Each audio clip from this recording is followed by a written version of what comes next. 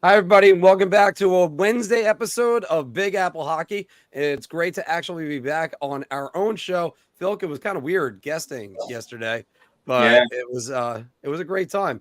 If you haven't seen us, check us out. We did a guest spot on Core Python's Rangers Talk. But back to us, and we're starting team previews today, as well as talking about the uncomfortable Alex Galchenyuk situation. I, of course, am your host, Mr. Mark Williams, and I am joined by the man who's seeing some good wrestling tonight, Mr. John Falkowski. AEW and Blood and Guts, basically a version of War Games, or AEW's version of it, I should say. So definitely a fun night for pro wrestling fans. So, would you like to play a game? And of course, the man who is always working hard at home or on here, Mr. Anthony Larocco. Yeah, Mark. I'll take it down. Yeah. Can you? No, not again. No, you're still here. No, I heard you. You're here, bud. Yeah. Oh, you guys are frozen on my end. So that's why okay. Mark, I think aside from Vladimir Tarasenko, I think you're the second best UFA on the market. I don't know if I'm on the market anymore, buddy. That's come on. Oh no, not again. Oh boy. All right. Well, we're gonna get Anthony back in 1 second. But we got team previews that we're going to be starting today, and of course, when we're starting team previews, it's probably best to just go in alphabetical order on that.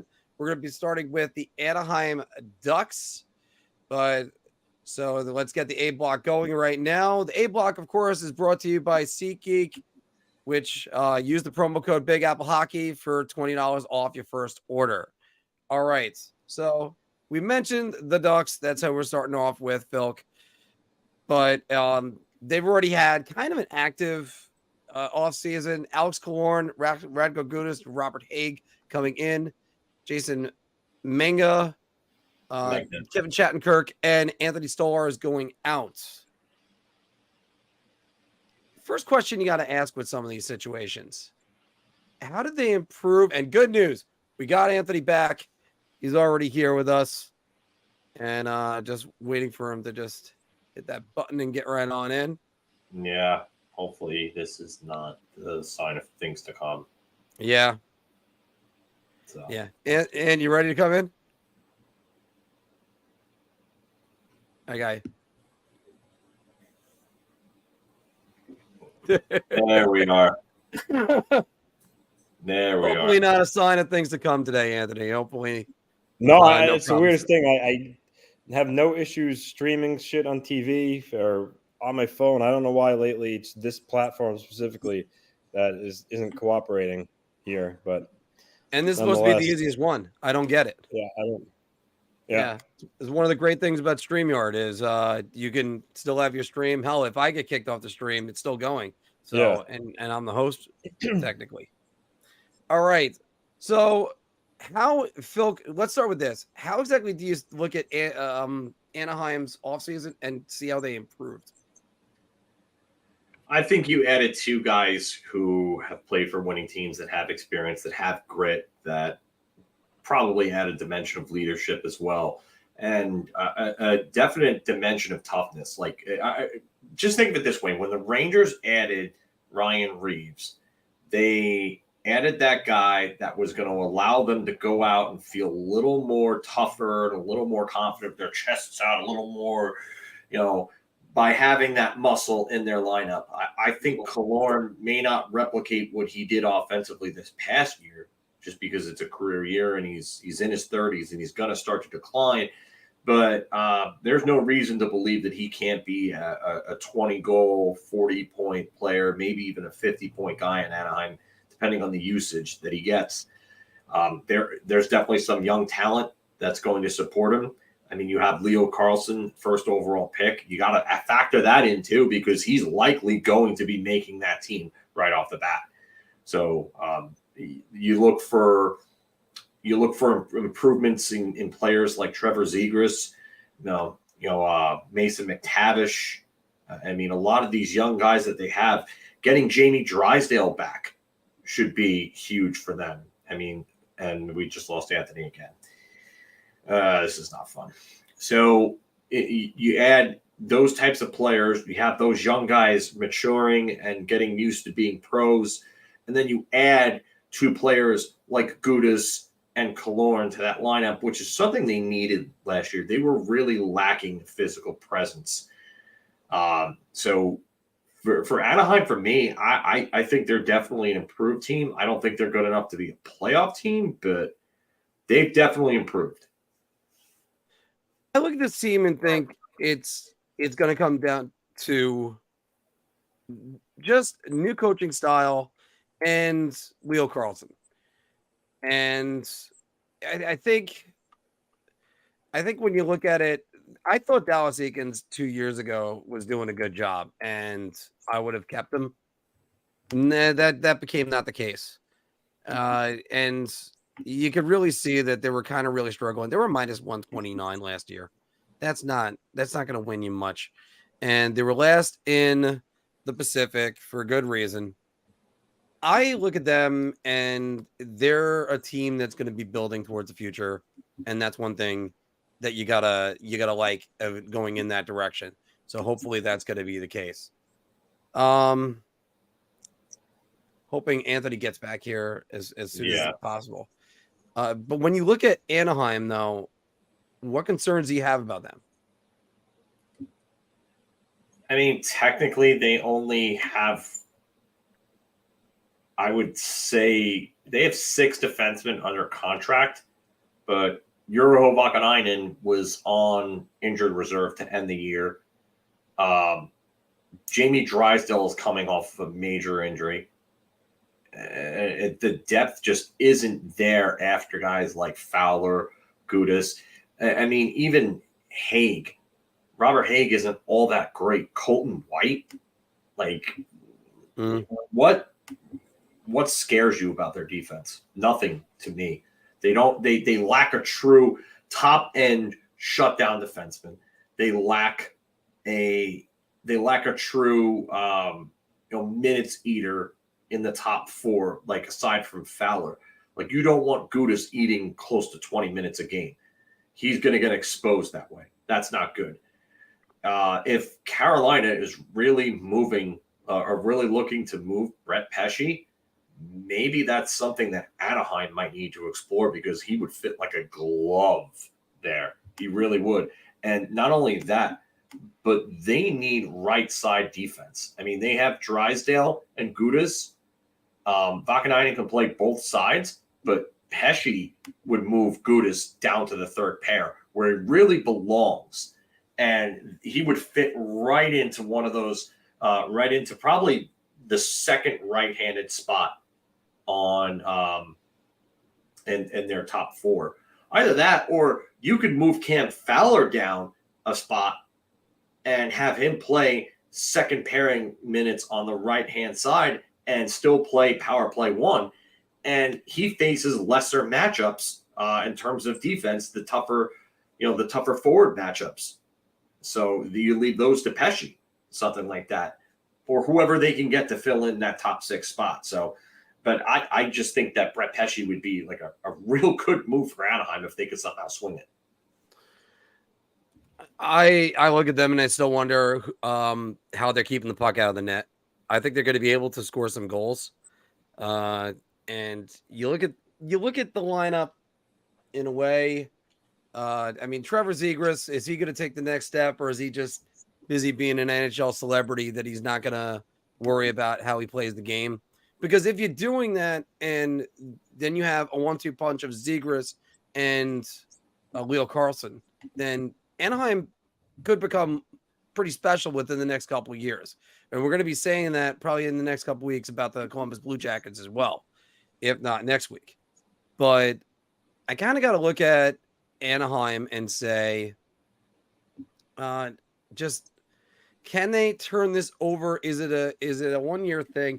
I don't think they're going to be jumping many teams in the Pacific, because if you look at the standings, they finished dead last. San Jose was over them. Vancouver is over them, and these were teams that were long shots ahead of them. So it was by a lot of points. I think Anaheim probably is going to be in the bottom two again. I'll get to there. Yeah. My place position for them in a moment. But you look at the Ducks. Who is the key player you would look at for next year? Kind of like an X factor type thing, if you will. I guess so. Yeah.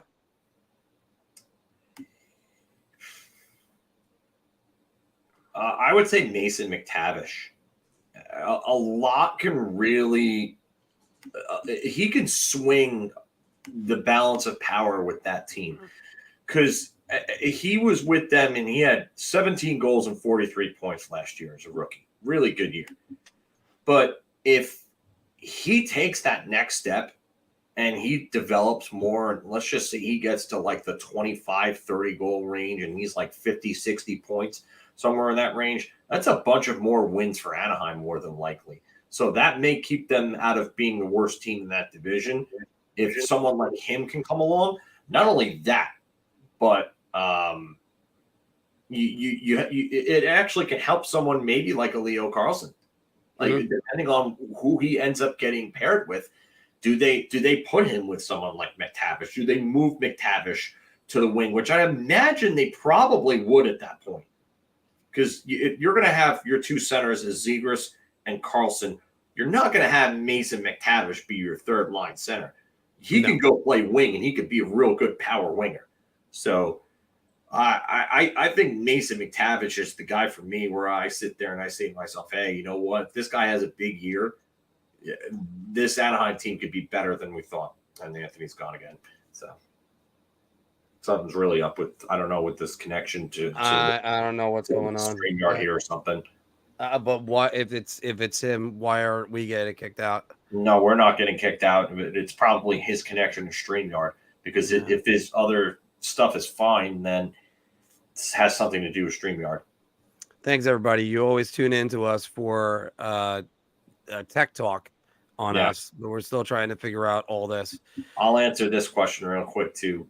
What do I think about Leo Carlson that made them like him more than Adam Fantilli?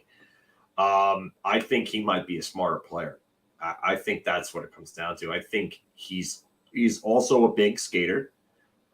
His skating needs a tiny bit of work. He is a little too hunched over for his skating, or I should say he's a little more upright, I should say, than he should be. Not hunched over, but you can turn him into, I think the way that I look at him, he reminds me of someone like Sergei Fedorov.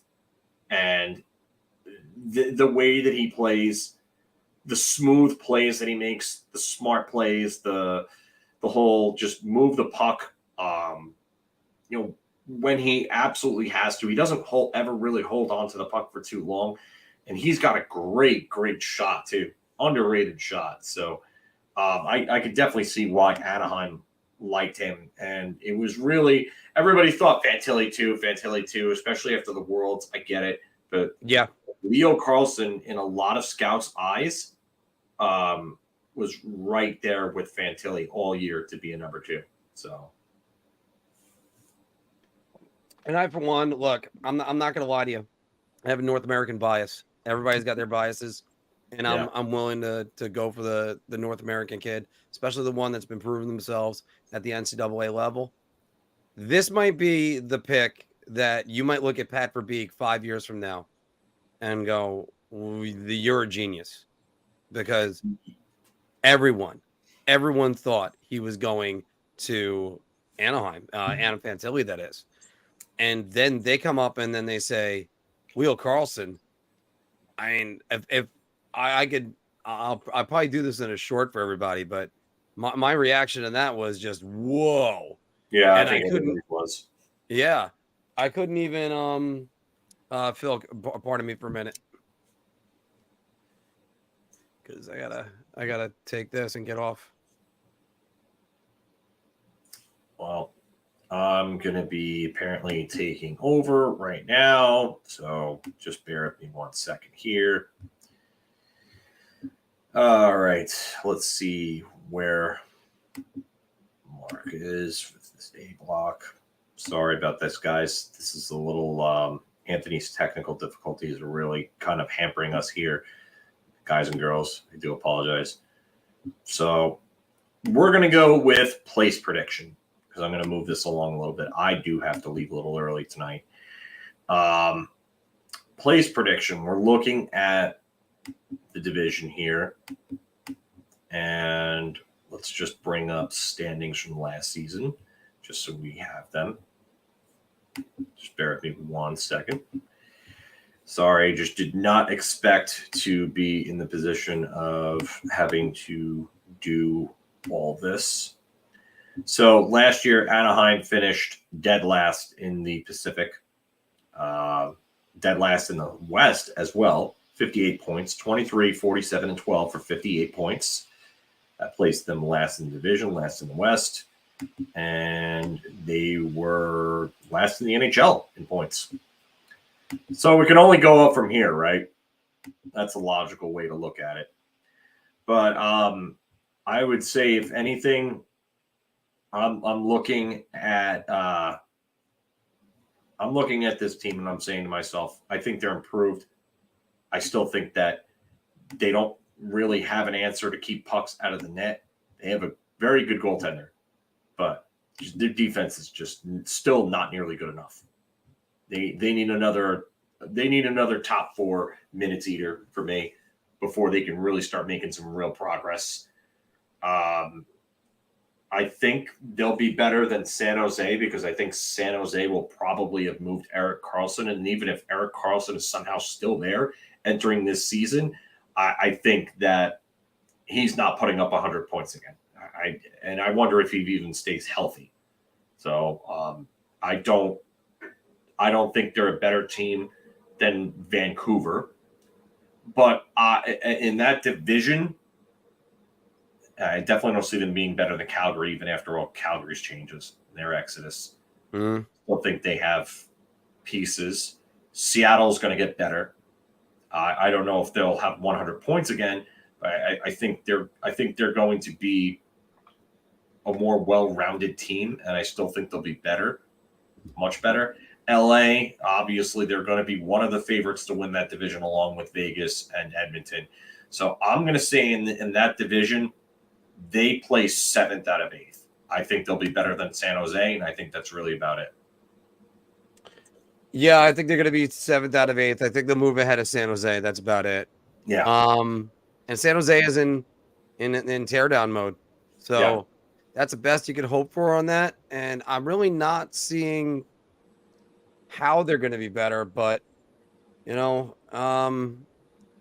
is what happens with developmental teams. This is what should have happened with, say, the New York Rangers for a couple years, where they should have been this bad. Instead, they jumped ahead so much. And again, like I said on the show yesterday, credit Igor Shesterkin for jumping them forward. So let's go to the Arizona Coyotes. Mm-hmm. They made a lot of moves. I mean, Alex Kerfoot, Jason Zucker, Nick Bustad. It is Zucker? I thought it was Zucker. It's Zucker. Oh, okay. Well, whatever. That guy right there. Sean Dursey and Troy Stetcher. Those are pretty good players. And out was Kautermäki and Christian Fischer. Phil, how do you look at Arizona and think that they improved? You got a guy that could score anywhere from 20 to 30 goals in a season with Jason Zucker and give you like 50 or so points. That's a good ad for Arizona. I think he helps their wing depth extraordinarily. And I say that because for years, aside from Clayton Keller, what's been the scoring threat on their wings? And that's really been a big issue for Arizona. So now you have a guy that can play both the left and right side. Lawson Krause had a nice year a couple of years back, but what has he really done? Nick Schmaltz can play center and right wing. Clayton Keller can play both left and right. And then you have Matias Maccelli, who had a real good rookie year for them. I like the additions though of Zucker I think Troy Stetcher is an okay add on defense. Sean Drizly, for me, is an interesting one because LA was willing to move him and didn't get a lot in return, if you ask me. Not enough. And he's making $1.7 million in a contract year. He'll be a restricted free agent after this. But he had a season of 27 points in 64 games in 2022. And then last year, 38 points in 72 games. So he had almost 40 points while missing 10 games for the Kings. I don't know if he necessarily gets the same usage in Arizona. It may even be increased. What I would like to look at for me is his usage stats in terms of like power play, because I think right now, I think he might be Arizona's top guy there. I mean, Juuso Valimaki was really good for them offensively for a bit after they acquired him last year. He put up a real good amount of points for a guy that had really like nothing going beforehand. I mean, he was in Calgary last year and he had 34 points after being acquired. So that's really good for Juuso Valimaki. 30 assists, only 4 goals. But Valimaki's not really like a power play guy, if you will. So to me, Drizly's probably their power play quarterback. I think that helps there because after Chychrun, they didn't really have a power play quarterback. Although their power play ended up being really good somehow. So I do like their additions to a point. I mean, Alex Kerfoot is good middle six depth. I don't think they're vastly improved, but I do think that their roster has definitely improved quite a bit. So, but I'm going to move on because Marc is kind of tied up right now. So we'll move on to their concerns. What concerns are there with the Arizona Coyotes? Well, you take a look at their roster, they still lack some scoring depth. So your top 6 is going to look like Keller, Schmaltz, Zucker, Krause, Michelli. And then if Dylan Guenther can come up and he can be a force for them, that's somebody you might have to look at as well, just because he was a top prospect.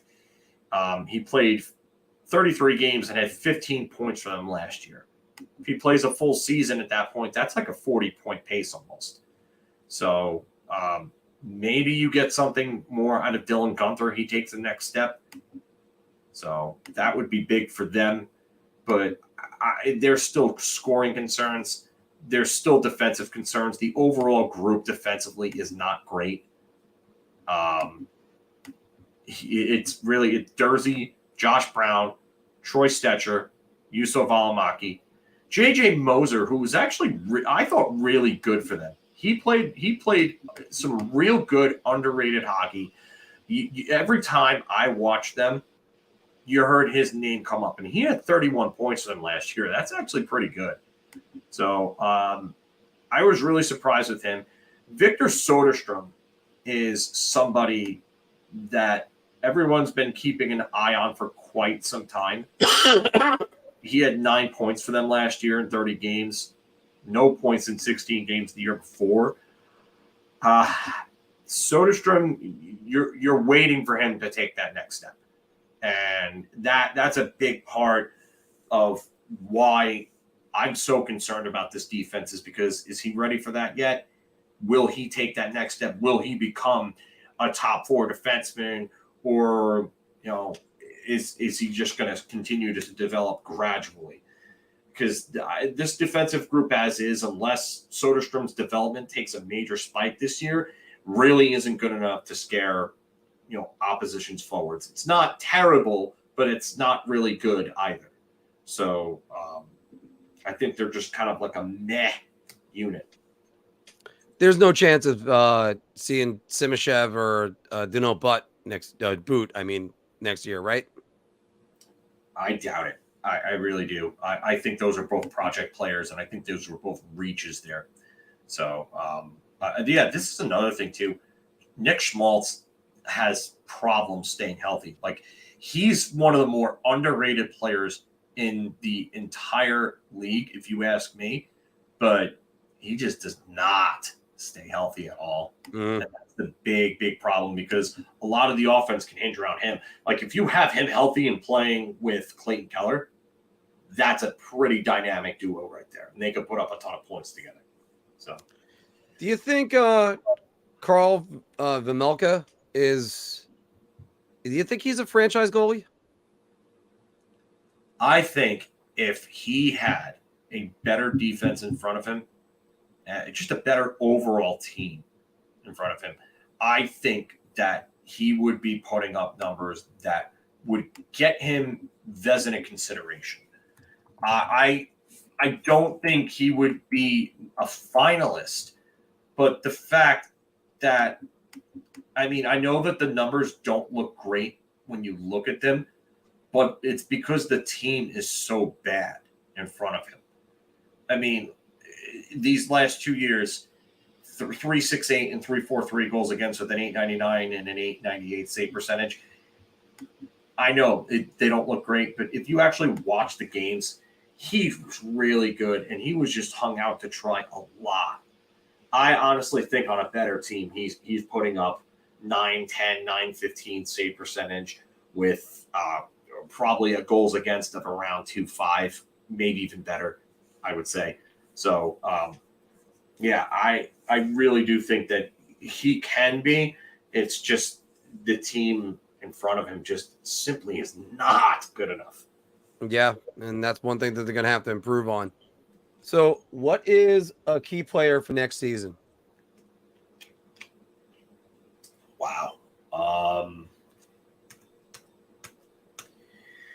That's a tough one for me. I could name a couple of different guys that I look at, and I say to myself that, a lot could hinge on these guys.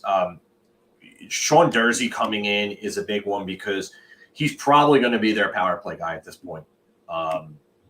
You would have to wonder if he can, take another step offensively and become a 50 point defenseman at this point, maybe even more, depending on, the usage there. Jason Zucker is obviously going to be a big one for them because they're going to expect 25 to 30 goals and 50-plus points from him. Nick Schmaltz is another one you could say, because he's got to stay healthy. And if he stays healthy, then, that's a big boost to their offense. And then what I want to see, though, is I'm gonna give you a little guy that's out of left field here. And because I want to see him take the next step. It's Barrett Hayton. Barrett Hayton had 43 points this year. So I think that, if anything, Barrett Hayton taking the next step in his development can really help this team go a long way. So,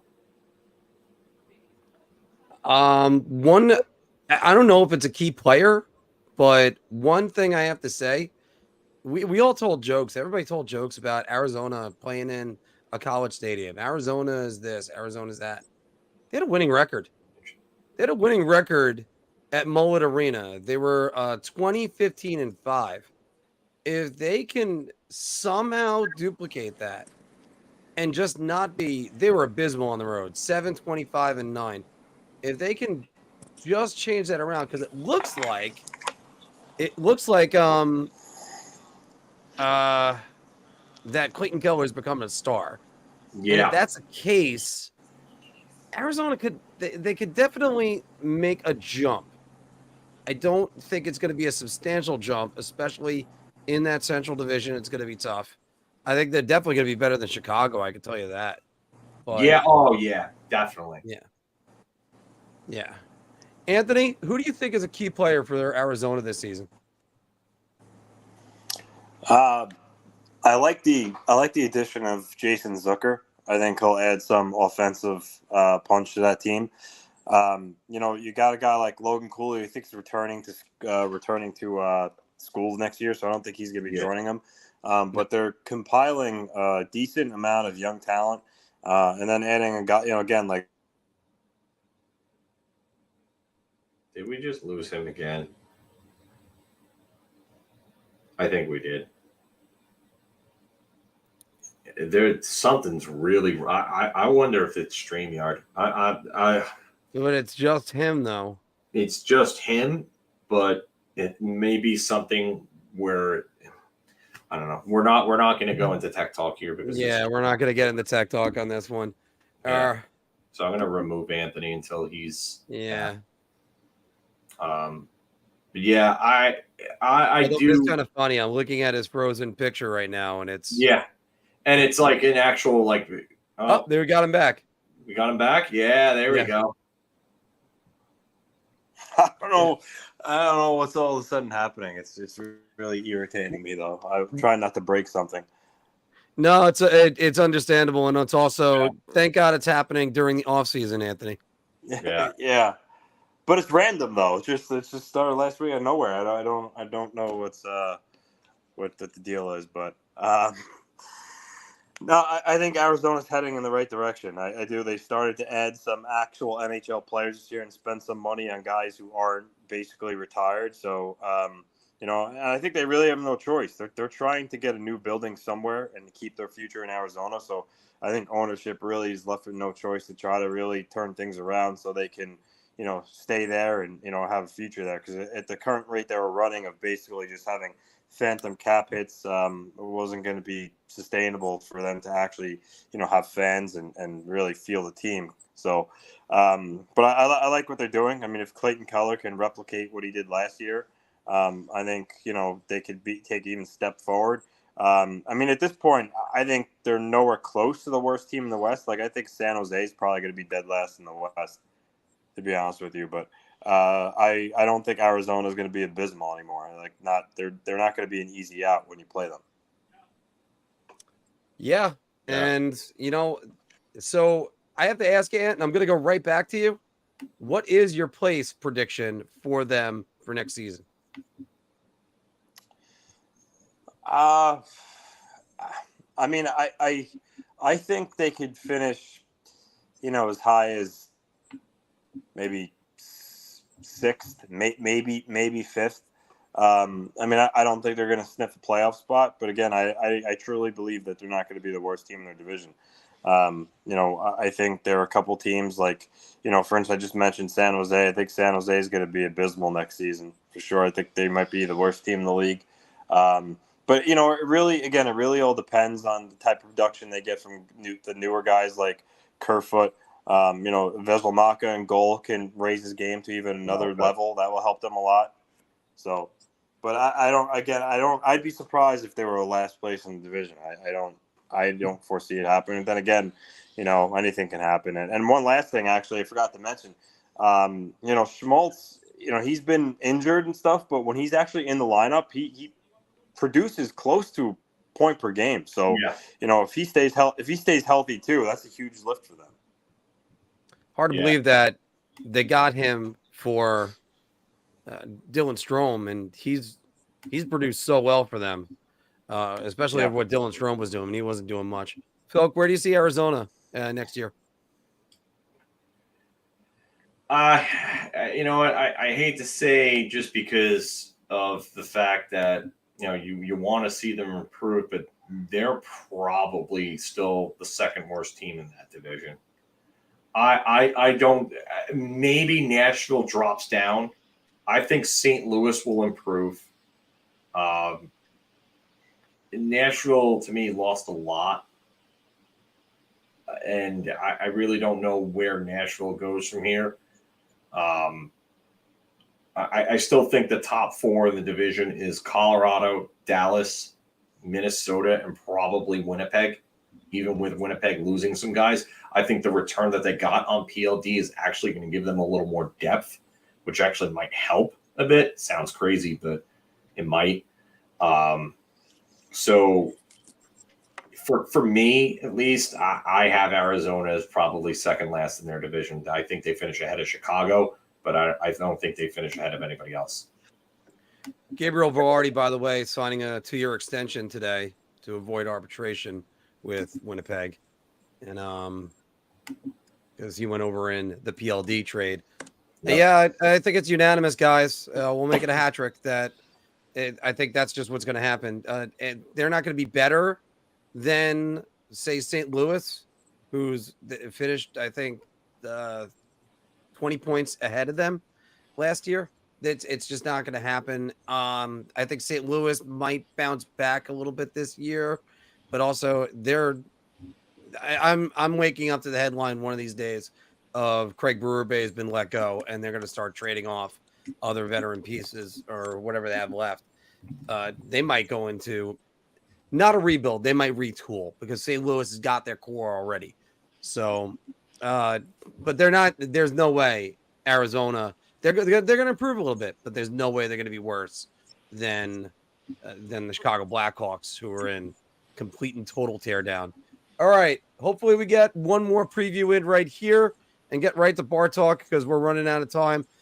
The Boston Bruins, guys. Boston Bruins. This is the big one. We're going to shock some people tonight because we're going to talk about the Bruins in Morgan Geeky, Milan Lucic, James Van Riemsdyk, Patrick Brown, Jason Menga, Kevin Shattenkirk. Magna? Oh, sorry. Magna. Sorry, I was too busy thinking about the Mets pitcher. So, in the middle of that. Jesper Boquist and Parker Wotherspoon. Anthony, out. By the way, out goes Taylor Hall, Nick Foligno, Connor Clifton, Dmitry Orlov, Mike Riley, and Garnet Hathaway, and also Tyler Bertuzzi, who went to the Toronto Maple Leafs. How did Boston improve, and could they have improved over last year?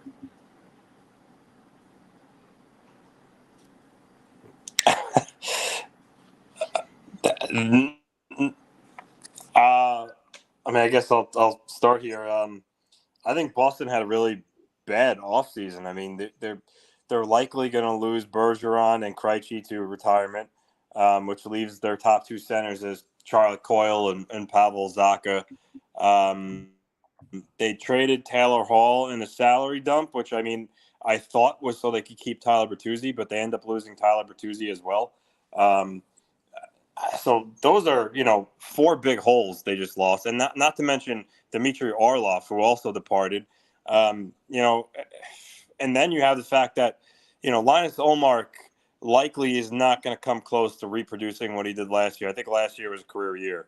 So when you combine all those factors, I don't see how Boston's anywhere close to as good as they were last year. And not to mention the guys they plugged some of those holes with, Kevin Shattenkirk, JVR. I mean, they're on the downsides of their career. Look at their production in the last couple of years. They're nowhere close to the players they used to be, 4 or 5 years ago. So, I know I kind of bashed Boston last year and look what happened, but I don't know. I don't see them being really all that good. And I know it's crazy to say about a team that did what they did last year, but I just would be surprised if the Bruins were close to as good as they were last year. Too many departures. Phil, what do you think? Is it just that there's nowhere to go but down for them? I think when you lose that many pieces, that's a big problem. Like, I see this comment in the chat. Bergeron will be back. I don't think he cares necessarily about the 100-year anniversary of the Bruins. I really don't think players put any consideration into that for the most part. So if that's what you're holding your hopes up on, I would suggest not holding your breath. But you lose him, you lose Krejci, you lose Hall, you lose Bertuzzi. The defense is still the same. So the defense, they added Hampus Lindholm, and that defensive unit became really, really good. And they're still a very, very formidable defensive unit. Your top 4 is McAvoy, Lindholm, Carlo, and then one of either Grzelcyk or Derek Forbort. And then you add Kevin Shattenkirk as depth for puck moving. You know, Jakob Zaboral, Ian Mitchell really rounds it out, but it just you lose Orlov.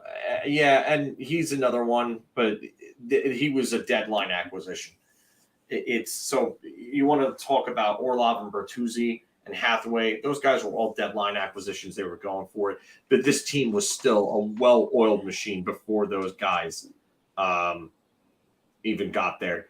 So I'm looking at this team and I'm saying, your starting two centers, your top two centers are Pavel Zacha and Charlie Coyle.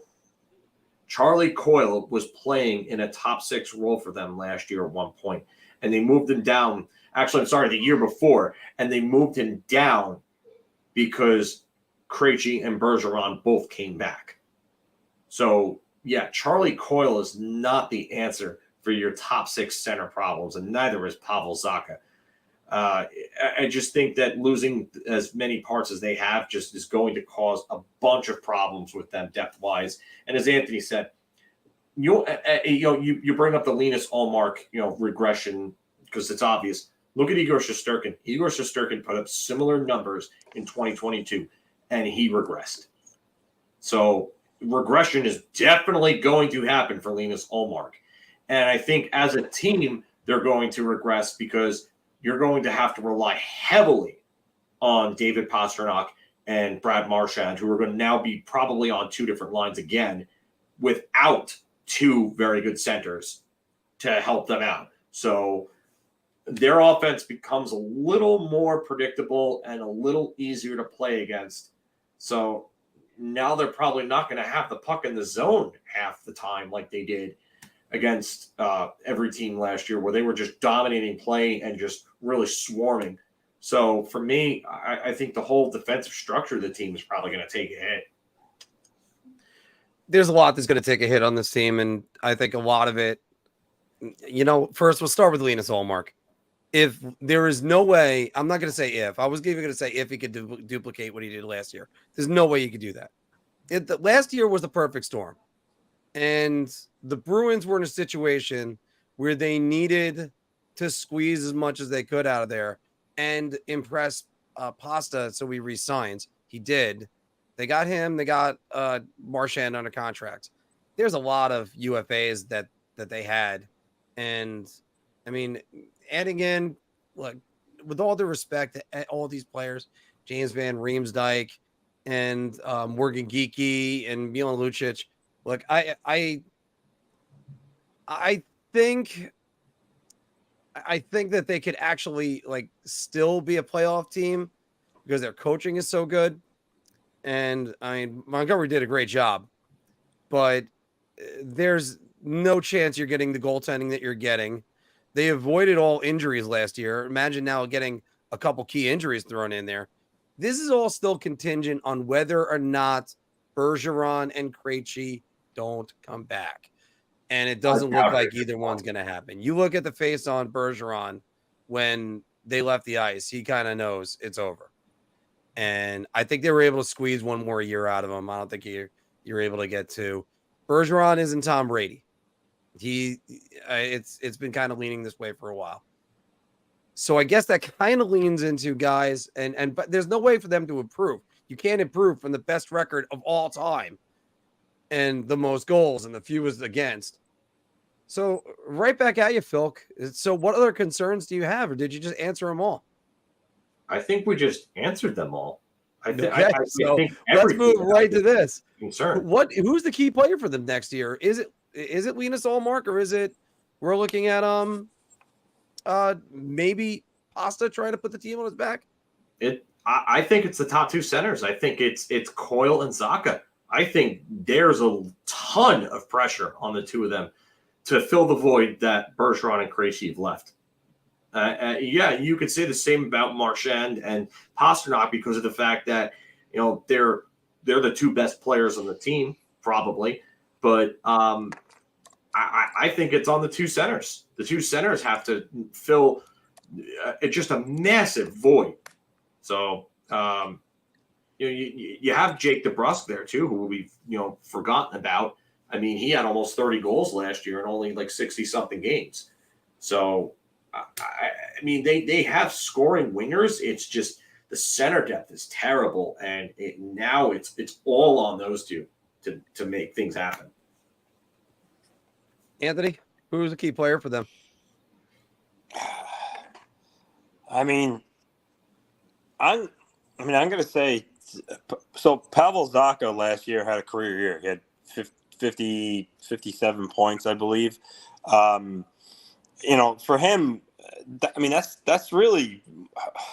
That's gravy for a guy like Pavel Zacha to give you 57 points. So asking him to do much more than that is borderline, unrealistic. But if Zacha could at least give them the same production this year, that could help them a lot. But if he kind of regresses to the means and he's a 35-point player next year for Boston, and they don't have Bergeron and Krejci, they're going to be in big trouble. Because now you're talking, Coyle had 45 points last year. So let's say he replicates that. Zacha drops back down to what he usually gets.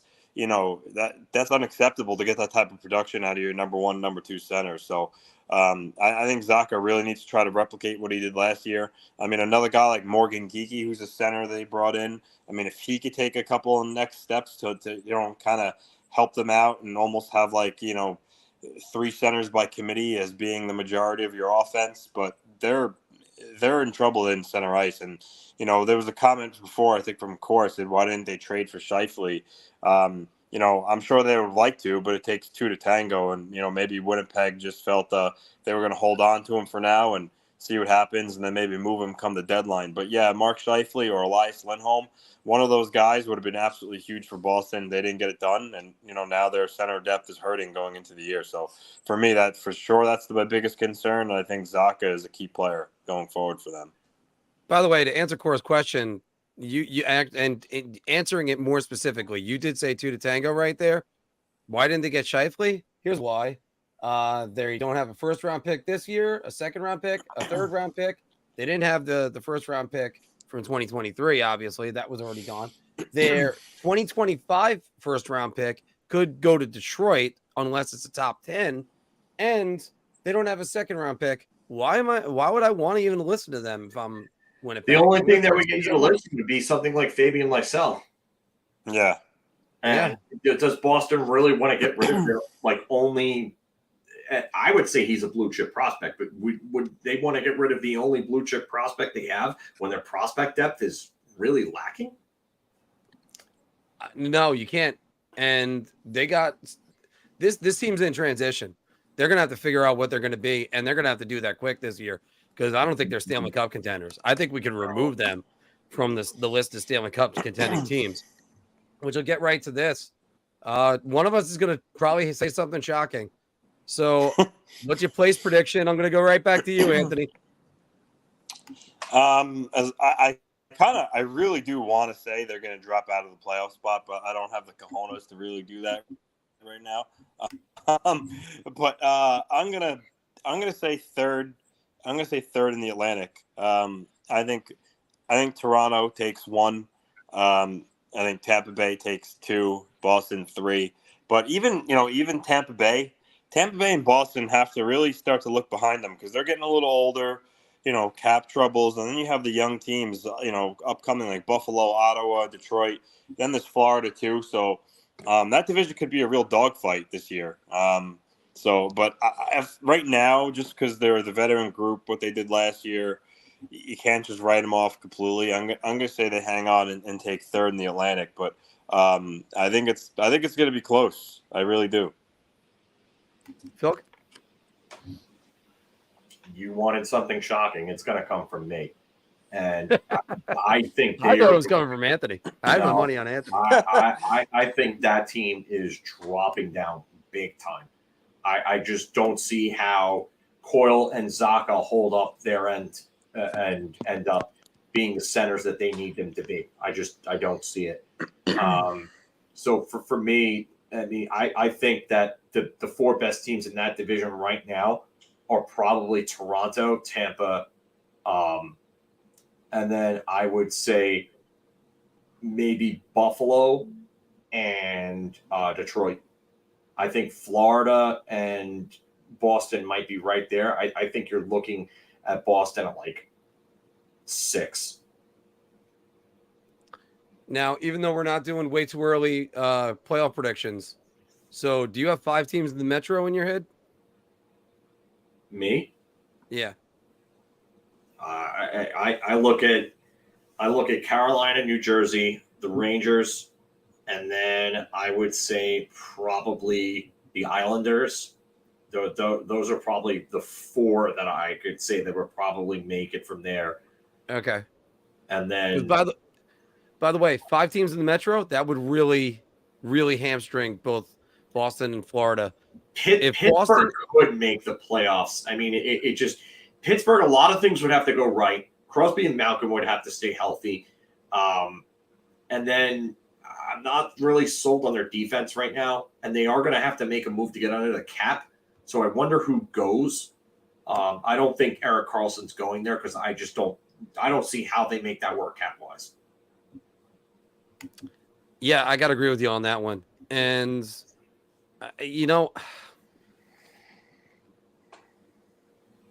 Phil, you know what? You might have convinced me.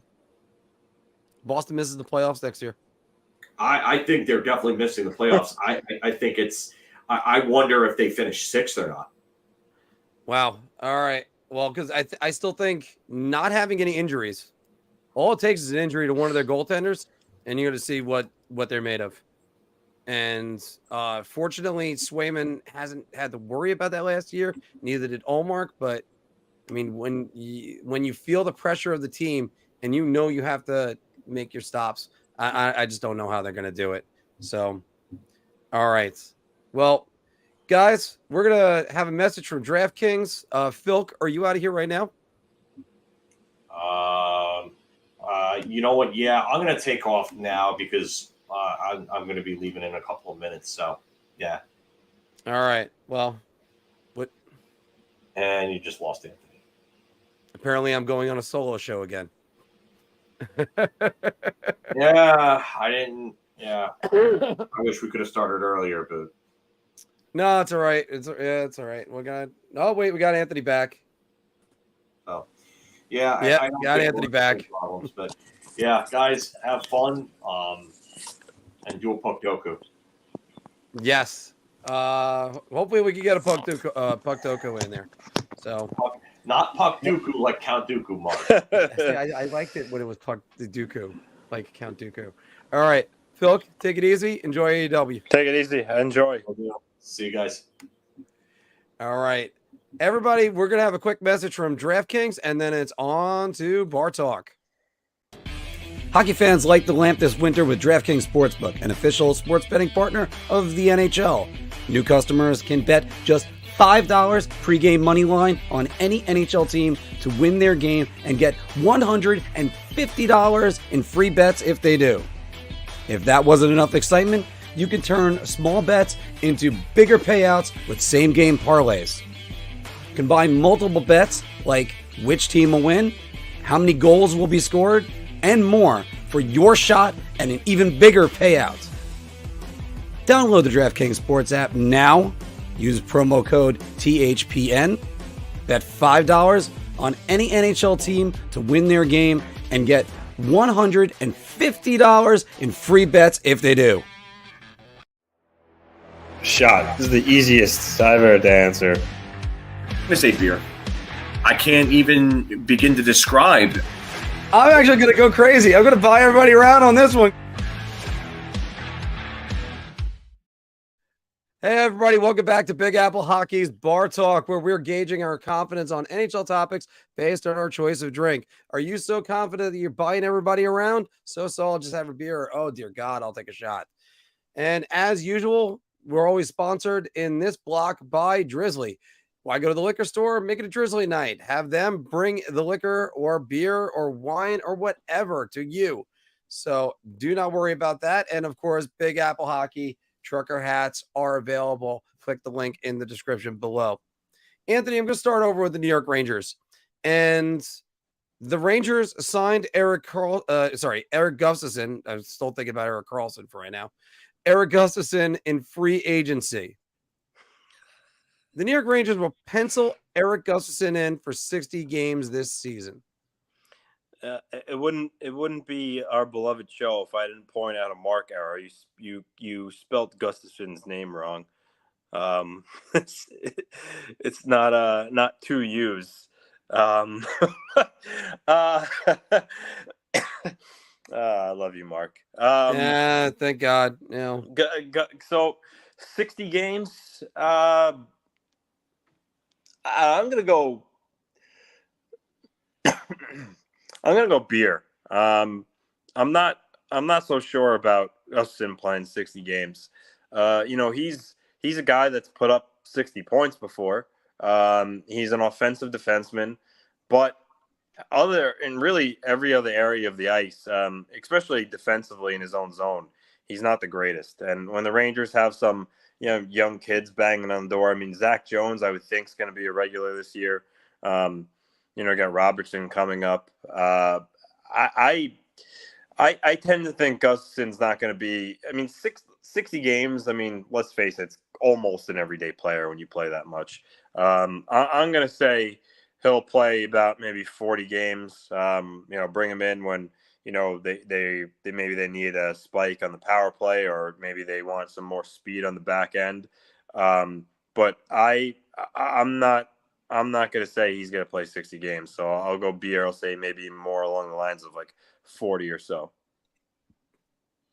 I'm going shot. I don't think he's going to fit here. You saw it yourself, Anthony, that he was with the New York Islanders a couple of years ago. Never got into preseason. Only in the preseason. Never got into a regular season game with them. I think it's just not the right spot for him right now. He's adding Fox insurance. Well, it's still there. He was still signed with them, but just never got in. No, but I'm laughing at the comments from Andrew and Core about this, saying it's still the spelling's still wrong. I went to the wrong. I corrected the wrong one. All right, look, sorry. That was the one I should have had because I corrected that one. That's the one that was important. Look, to be honest with you, I don't care about the way he spells his name. He ain't gonna be playing that much. It's sort of like the guy from Office Space, not gonna be working here anymore. So it's if the Rangers, if he ends up playing 70 games for the Rangers, something horribly went wrong, and that's the best way to say it. Now, can Laviolette get more out of him? Maybe, but you look at his last couple stops: 9 games in Toronto, 61 in Washington. Okay, good. 59 with Chicago and Montreal. Then it was 24 with Pittsburgh. I mean, it's either if there's a role, they have him. If not, then no. Anthony, let's go to a different guy who might be playing a lot more, potentially. William Dufour played 1 game with the New York Islanders last season. Next season, Will Dufour will play 40 games and score 20 points. I'm gonna go shot because I mean, similar to Gustafsson, if Dufour plays that much, I mean something went wrong. Just because the Islanders right now, their top line, barring any other moves, is going to be Lee, Horvat, Barzell. Second line, Engvall, Nelson, Palmieri. Third line, Fasching, Pajot, Wahlstrom. So Dufour is not going to play over any of those guys. So if he's playing 40 games, I would say that meant somebody went down or someone was playing horribly that he got in. I actually like Will Dufour a lot. I think he had a real good first state. I actually disagree. He had a real good year his first year pro in Bridgeport. He showed that he could score at that level too. I think this is a guy who has an elite shot, elite release. I'm assuming in the summertime he probably kept working on his game, specifically his skating. I think it's way too early to say he's not going to be an NHL player. I think he's very gifted, but I don't think he's playing 40 games for the Islanders next season. So shot. Yeah, I'm going to go shot on this one as well. I'm not sure whether or not Lou is convinced that he's going to be up here or be a long-term solution. I think eventually you got to let this guy play. And unlike what I'll say this for the Islanders, Anthony, I don't think it horribly goes wrong if he ends up playing a lot. Because if he ends up playing a lot, maybe like one of the guys went down and maybe something happened right there. Something happened right there. That's a different story, everybody. It's I don't think that's going to be the case necessarily. So let's kill some time. Let's also. Oh, Anthony's back already. Once again, in the middle of April, whatever, August, who cares? In the middle of August, this is all right. Yeah, Anthony, I don't think it's the end of the world if DeFore ends up playing. If one of the guys goes down, because if they have Oliver Wahlstrom go down, they know at least maybe they could slide this kid right in and see if he's going to be doing something. All right, let's get to some other teams around the league. I did mark down, by the way, state your comment on who's the sleeper teams in the NHL, because we'll get to that one and in the Q&A. Anthony, Luke Hughes scored 27 seconds into overtime of his second game to get his first NHL goal. Luke Hughes will score 50 points this season as a rookie. I'm going to be bold. I'm going to say Round. He's a high pedigree, high draft pick. He's got all the tools in his toolbox. His brother Quinn, in his first year at Vancouver, I believe had a 50-something point season. I don't see any reason why Luke can't do it on a high-flying, high-octane team like the Devils. Round. I'm gonna go beer on this. I think he can. I think also it might take a Dougie Hamilton injury, but I mean, 2 games, he already had 2 points.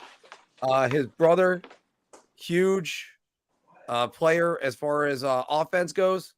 So I mean, there's a lot that has to go with that, and I think he actually, could be there. So we'll go with a round on that one. Oh, sorry, a beer. Gotta like the way Luke Hughes is coming into form. Had some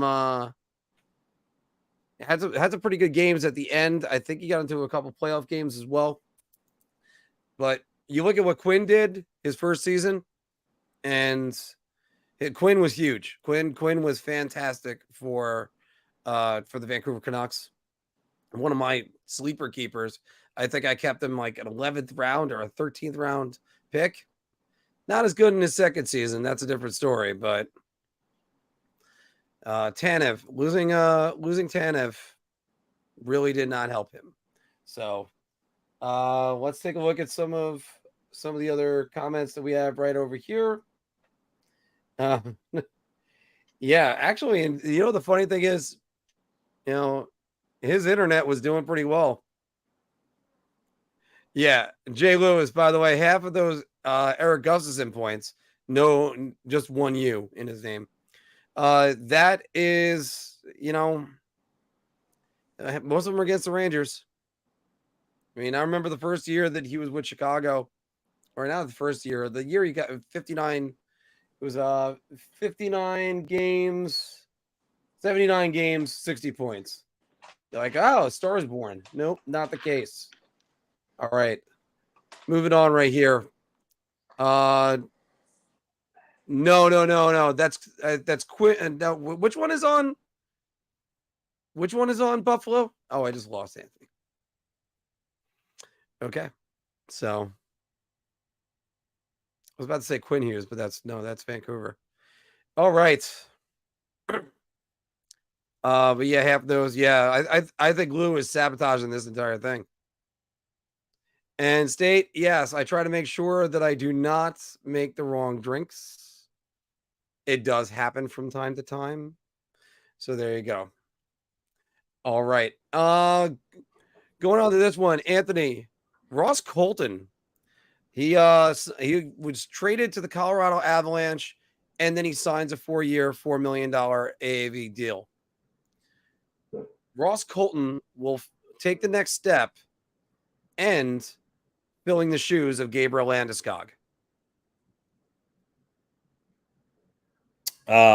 Shot.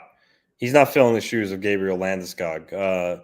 He he might, take a next step in his development and be a solid player for him, a little more than what he gave Tampa Bay. But he's not replacing Gabriel Landeskog. I mean, Landeskog is a captain of Colorado, a guy capable of scoring 30 goals.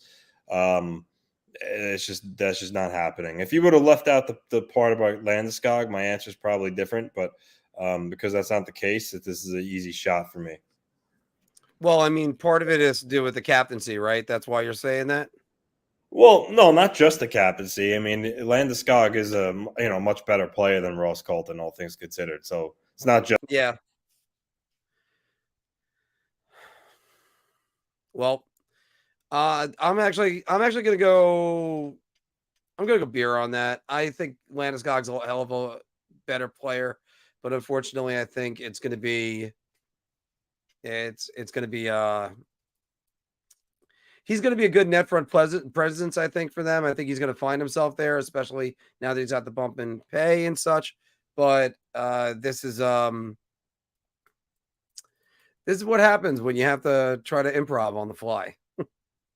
I think he could be a player. I don't think he's going to fill the role of Gabriel Landeskog. Gabriel Landeskog's a hell of a player.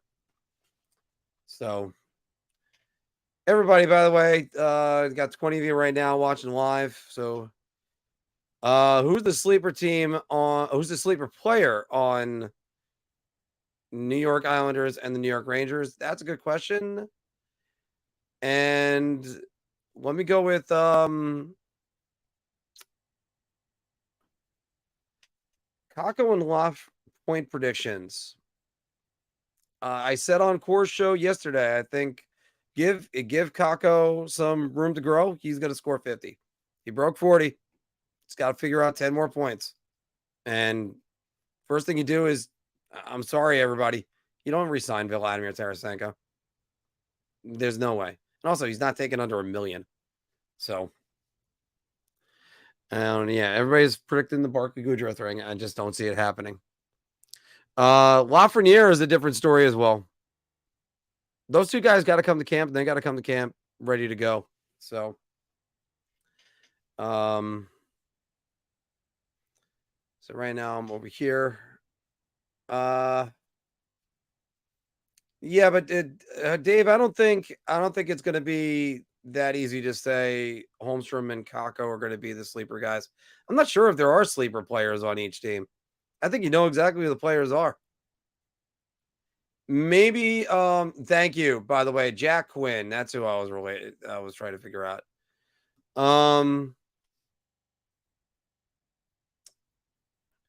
Maybe Holmstrom. Maybe Wallstrom. I just don't know on that one. And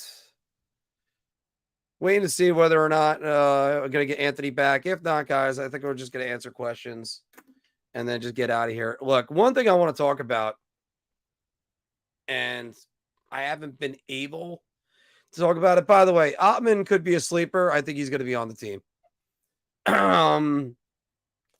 Cooley is a different story. I think Cooley, because of all the fourth line guys, they're going to give him one more year or try to have him figure out how to get in there. State is actually asking this one. Leafs predictions. I still think Matthews walks. Do they mess it up? Do they mess with their core four? Yes. I think they do. I said on Court Python yesterday, I think eventually Austin Matthews is going to stay. And one of the statements I had to say is, just imagine being the GM saying, I traded Austin Matthews. I can't imagine that. That GM is going to have to live with that forever. Let's go back to what Tommy's saying right here. First off, that would be major. Let's say he does get Selke votes. I would love to see Kakko just take the bull by the horns, because I think right now they're trying to open the door for him. Tommy's saying Lafreniere and Howden about to make the same salary. I actually threw this one out at you earlier, and the answer is no. Now, at first, I thought you said that Howden was making $3.8 million. Nope. he's making 1.95, I think you said, or 1.9. No, Lafreniere is definitely going to get 2, maybe 2.3. I think, as I said in the short that I put on here, I'd hand him Kakko's contract. I'm not going to give him a dime more. We might have Anthony back. Let's hope that it's that got a little bit more right there. Who is the backup this year for the Rangers? Well, you have Jonathan Quick, but I think you know what? I wouldn't be surprised if it's Dylan Garand. I think they're going to see what he might have. Now, with Jonathan Quick, as I've made this joke for years, that the Rangers' backup goaltender really is Benoit Allaire, because they're able to take Benoit Allaire and he's able to take any goalie. I mean, wherever they are on the scrap heap, and just, make them solid, resurrect their careers. I think the guy's the best goalie coach in the league. If other guys want to tell me Mitch Korn over his years, Sean Burke is coming up as a great goaltending coach. Look at what he was able to do with Aiden Hill. He got Aiden Hill to win the Stanley Cup, Sean Burke. So, what I believe was I believe he's the one in Vegas. I gotta double check that.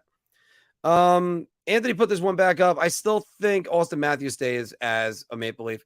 What I do think is William Nylander is gonna go. If he thinks he's a $10 million player, absolutely, you are somewhere else. And then we'll see how great that goes. Here's the thing, State. I have to say this, and Halak's already they already signed Jonathan Quick, so Halak is gone. But not that I didn't like Halak, I thought he came on as the year went on. But I do have to say this: again, Benoit Allaire did wonders for him, like a lot of good things. He was fine. He wasn't great, but the thing you have to consider with Benoit, I'm still thinking Benoit Allaire, Yaroslav Halak right now, is that he's going to turn 38 or 39, I think, soon enough. And you hit that line of demarcation and everything just goes downhill as far as the NHL goes. Look at anybody in the 2003 draft that's still around right now. Look at Corey Perry, who hit that really about 4 years ago. He went downhill. So, and yeah, State, as you're saying right there, who's going to sign him at $10 million? I have no idea. Tommy's saying, I don't see what changes for Lafreniere here. He's still relegated to the third line. If you want to tell me Kreider slides down to third line, that's fine. But that's Mika's BFF. We all want Loft to shine, but how? The answer is exactly how you just outlined it. You got to make it 3 lines. You got to use a top 9 and not a top 6.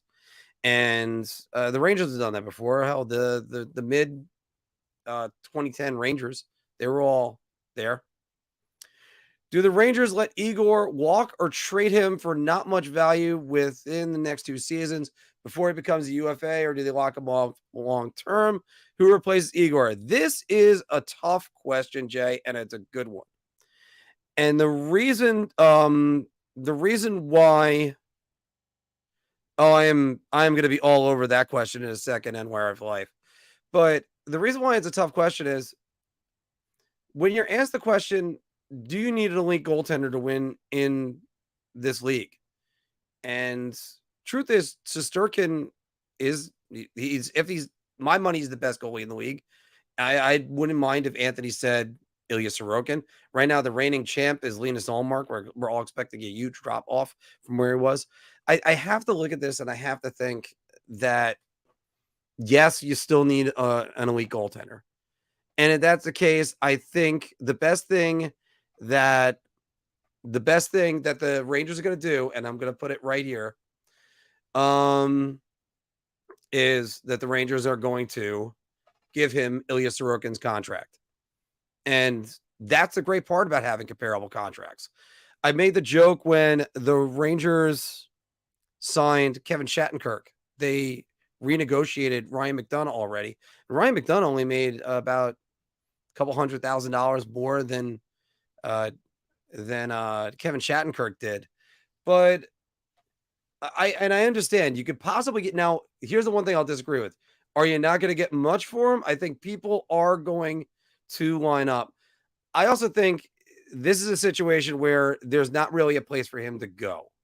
He wants to be here, and I don't think that there's some place screaming his name. And especially now that his BFF is locked up, it might be 8 more years of Igor. I got to say this one. Anywhere for Life is saying, how realistic is the Mitch Marner rumor to the Rangers? Hearing Hedel, Kakko, and Lindgren for Marner. I would also say there is no way that's happening. None. I mean, I would love to know where that rumor came off of. Is this a Larry Brooks BS rumor for the summer? He just needs to write about something. I have not heard any trade talk when it comes to Mitch Marner. And if I'm Brad Tree Living, I hang up the phone on that. And you guys know what I think of Kakko and Hedel and Lindgren, and I wouldn't even bother with listening to that. No, absolutely. That's just not going to happen. Yeah. Rich Rotten is saying, well, he thinks that that is rotten. There we go. Igor sucks at faceoffs. He never wins any. And from our resident goaltender, Dave, he's saying, I'm sure Grant is very good, but he's not Igor. You don't let an elite goalie get in there. And hold on. I think I have Anthony back. All right. And we'll try to motor through this. I think Grant is very good, but he's not an elite goaltender. Yeah, we're going to get. Yeah. DP, I would have to say that's definitely clickbait. I don't see. This is one thing. We'll address rumors on this channel. I don't want this to be a rumor mill channel. I don't want this to be like one of those channels that you're going to see. I would news and opinion. That's what it is. If it's just total brain dead rumors, I've seen some things that I just went, you got to be kidding me, that they actually made a video about this. The Maple Leafs, the Maple Leafs are moving Mitch Marner. If anything, they move William Nylander, but definitely not moving Mitch Marner. Mitch Marner is not going anywhere. I would be shocked if they moved Mitch Marner. And if they moved Mitch Marner, they would move him for more sure things. They wouldn't move him for huge question marks and Kakko and Laugh or whatever it was. Honestly, a Marner if they were going to move Mitch Marner, a trade that would make sense. And this would never happen, but it would be like Mitch Marner for like Cale Makar. Like that's the type of player you move Mitch Marner for, like an elite defenseman. You don't move Mitch Marner for anything less than that. Yeah. Well, Anthony, I know it's going to sound like a retread for us because we're going to get right into the Bruins right now. But Bruins they set the record most points in a season last year. The Bruins are going to get bumped out of the top 3 of the Atlantic. So based on what I said earlier, I think they maintain third in the Atlantic. Listen, they burnt me last year when I said, at the beginning of the year, they had all these guys hurt and it was going to be hard for them. They may miss the playoffs. They proved me wrong. So I'm going to say beer on this, but I think they hold on to at least third in the Atlantic. I hope I'm wrong because I really don't like them very much, but right now I'm going to say they're going to finish third in the Atlantic. I just think while Ottawa and Detroit have taken strides, Buffalo, I still think all 3 of those teams are still a little raw. I mean, there's a lot of high expectations for Devin Levi in Buffalo, but he's still at the end of the day a young goalie. I don't know, who knows how he's going to handle being the number 1 guy in his first year. So just things like that. I think Boston's a veteran team. They still have good pieces. So I say they finish third. I'm not sure if the Bruins are going to be the team version of Jonathan Huberdeau, because he went from 112 to like 55 points last year. I don't know if the Bruins are going to do that. Jim Montgomery's got his work cut out for him. That's for shit sure. And I don't know whether or not they're going to have enough on this roster to be a top 3 team. I got to go beer on this one as well, because exactly that, Anthony. It's they got a lot of nothing on this team. I just don't know how it's going to be.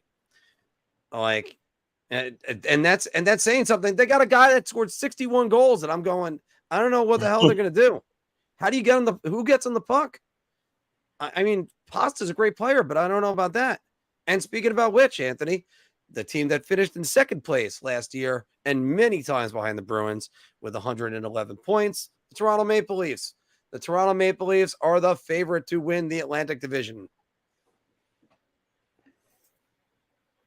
I'm gonna go round. I like what they did with adding Tyler Bertuzzi and Max Domi. Not to mention they added John Klingberg. Ilya Samsonov is going to be the number 1 goalie next year. He has his arbitration hearing on the 21st. So, I think they're gonna kind of meet in the middle before arbitration, I would think. And because he filed for arbitration, they have the second buyout window. So they're likely just going to put Jake Muzzin on LTIR, buy out Matt Murray, and they'll be good with the cap. Again, as much as I would like to see a William Nylander trade, they don't have to trade him this offseason. Although going forward, like paying Austin Matthews north of $13 million and Nylander $10 million, I don't know if it's doable for him when Tavares and Marner both make over 11. So, nonetheless, I think they're going to have the majority of their team back. Well, frankly, all of it. And I think it's their division to lose right now. So, round. I'm going to go with round as well. I think they are the favorite. Now, how are they going to react to being the favorite is a better question, because after all, they were supposed to beat Florida, right? Remember, we won Florida a chance. Well, not so much now.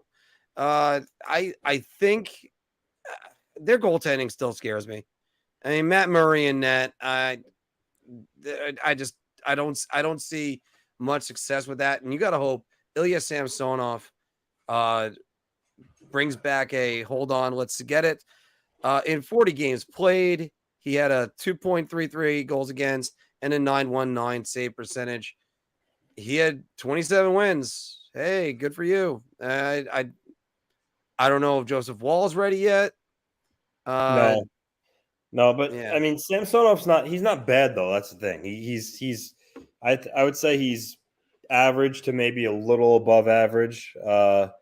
But he's good enough to get them where they have to go in the regular season comes playoff time. But they got to get him signed because he's their best option going into next season. There's no doubt about that. All right. Moving on to the next one. So going from one coast to the other, the LA Kings finished third in the Pacific, 104 points. And they made a lot of additions, including Pierre-Luc Dubois. Because, I mean, thank God they finally got Pierre-Luc Dubois, because I'm tired of hearing about all his trade rumors. The Los Angeles Kings will win the Pacific Division. I cede to you, Mr. LaRocco.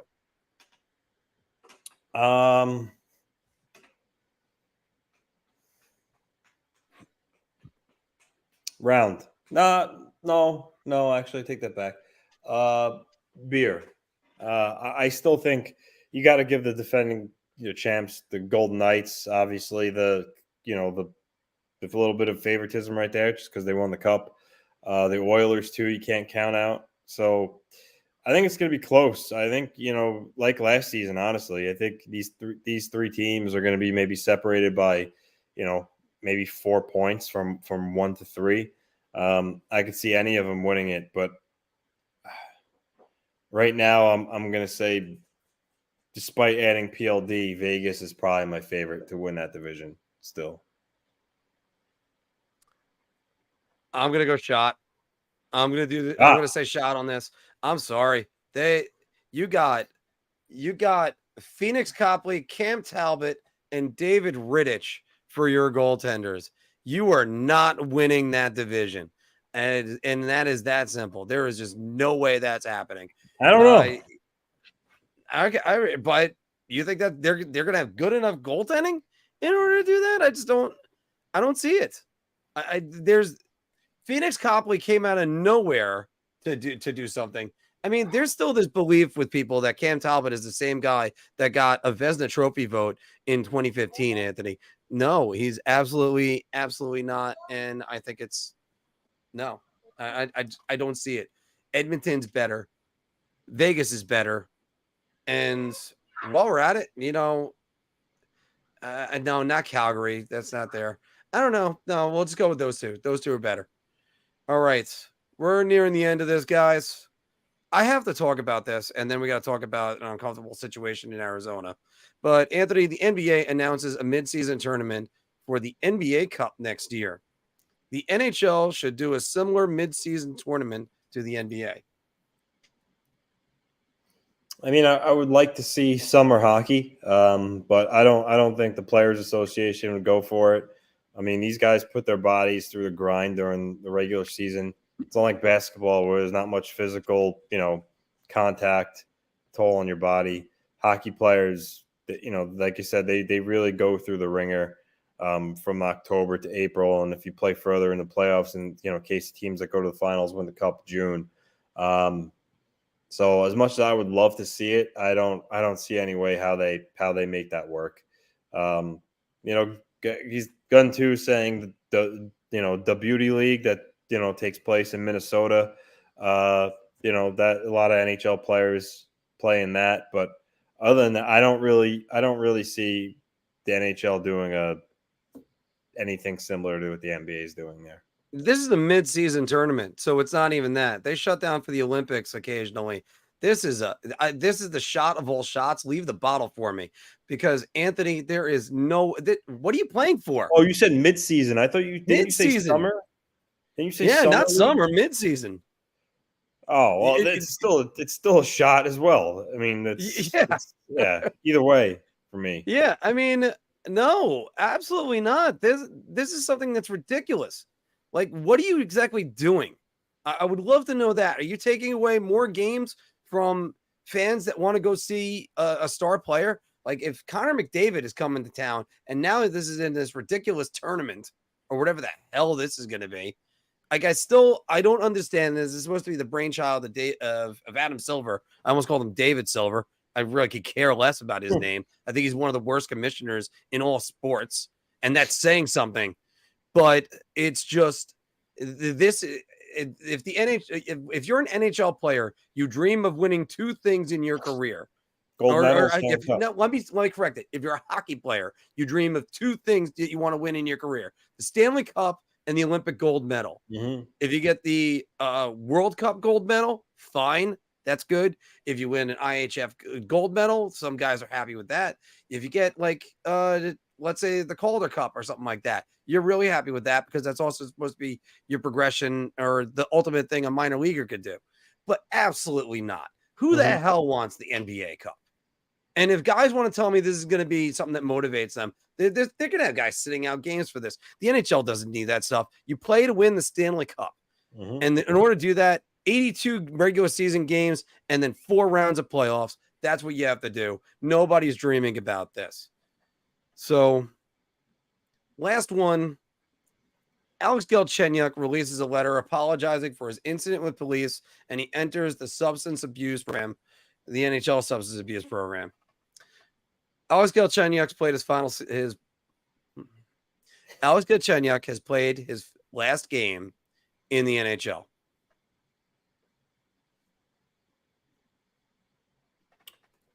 I want to say round, but I'm gonna go with a beer. Just because you never know. I mean, what he said, he said some pretty despicable things to the police officer about, basically, ending his whole family. Which, I gotta give kudos to that police officer. There's certain things you say that's kind of off limits, and I know, they have to deal with this stuff on a daily basis and keep their emotions in check. But, if I was a police officer and someone said to me what Galchenyuk said about, my family, kids, I probably I probably would have been recorded on many people's phones and been in the news, because I probably just would have just went to town on him. Because like I said, those were some pretty despicable things that he said. So, I mean, nonetheless, he was intoxicated, not making an excuse for him. But I think some teams will probably look at the situation, say that obviously he had a problem. He wasn't in the right state of mind. And then the fact that he's taken the steps to get better, as long as he comes out of it and shows that, he could be a good human being off the ice and still, make them believe that he could be productive on the ice, I think there might be a team that gives him a chance. So I'm not going to say shot, because I can't say, with conviction that he's done because of this. I mean, there are players who have committed more heinous crimes and come back and played. So, I mean, these were just words that were exchanged. So I'll say beer. And for anybody that read the banner below, the Marc messed up sign is right there. As I said yesterday, Anthony, that there's no Anthony messed up or Phil messed up. Even if you guys make mistakes, the one that gets called out still was me. I have to go beer with this for multiple reasons. And as much as it would infuriate me, and I hope the officer whose face he got in front of wasn't my brother, for instance, but I do have to say, first things first, for Alex Galchenyuk, he's entering the substance abuse program. If that's an excuse, I'm not using that as he shouldn't use that as an excuse. It didn't seem like that in his letter. Get help. Get yourself fixed. You're not the worst moment of your life. That's one thing I could say. And I don't know what happened to him that night. We can all figure that out. As much as I might be infuriated with this. However, the second part of it is he's entering the substance abuse program. And then now that's a union matter. And if a lot of guys are going, hey, you got to get this, or a lot of owners, let's say a lot of owners and a lot of GMs, you got to get this guy out of the league. We should blackball him. He shouldn't be in the league. The players can look at that and say, what if that's me the next time?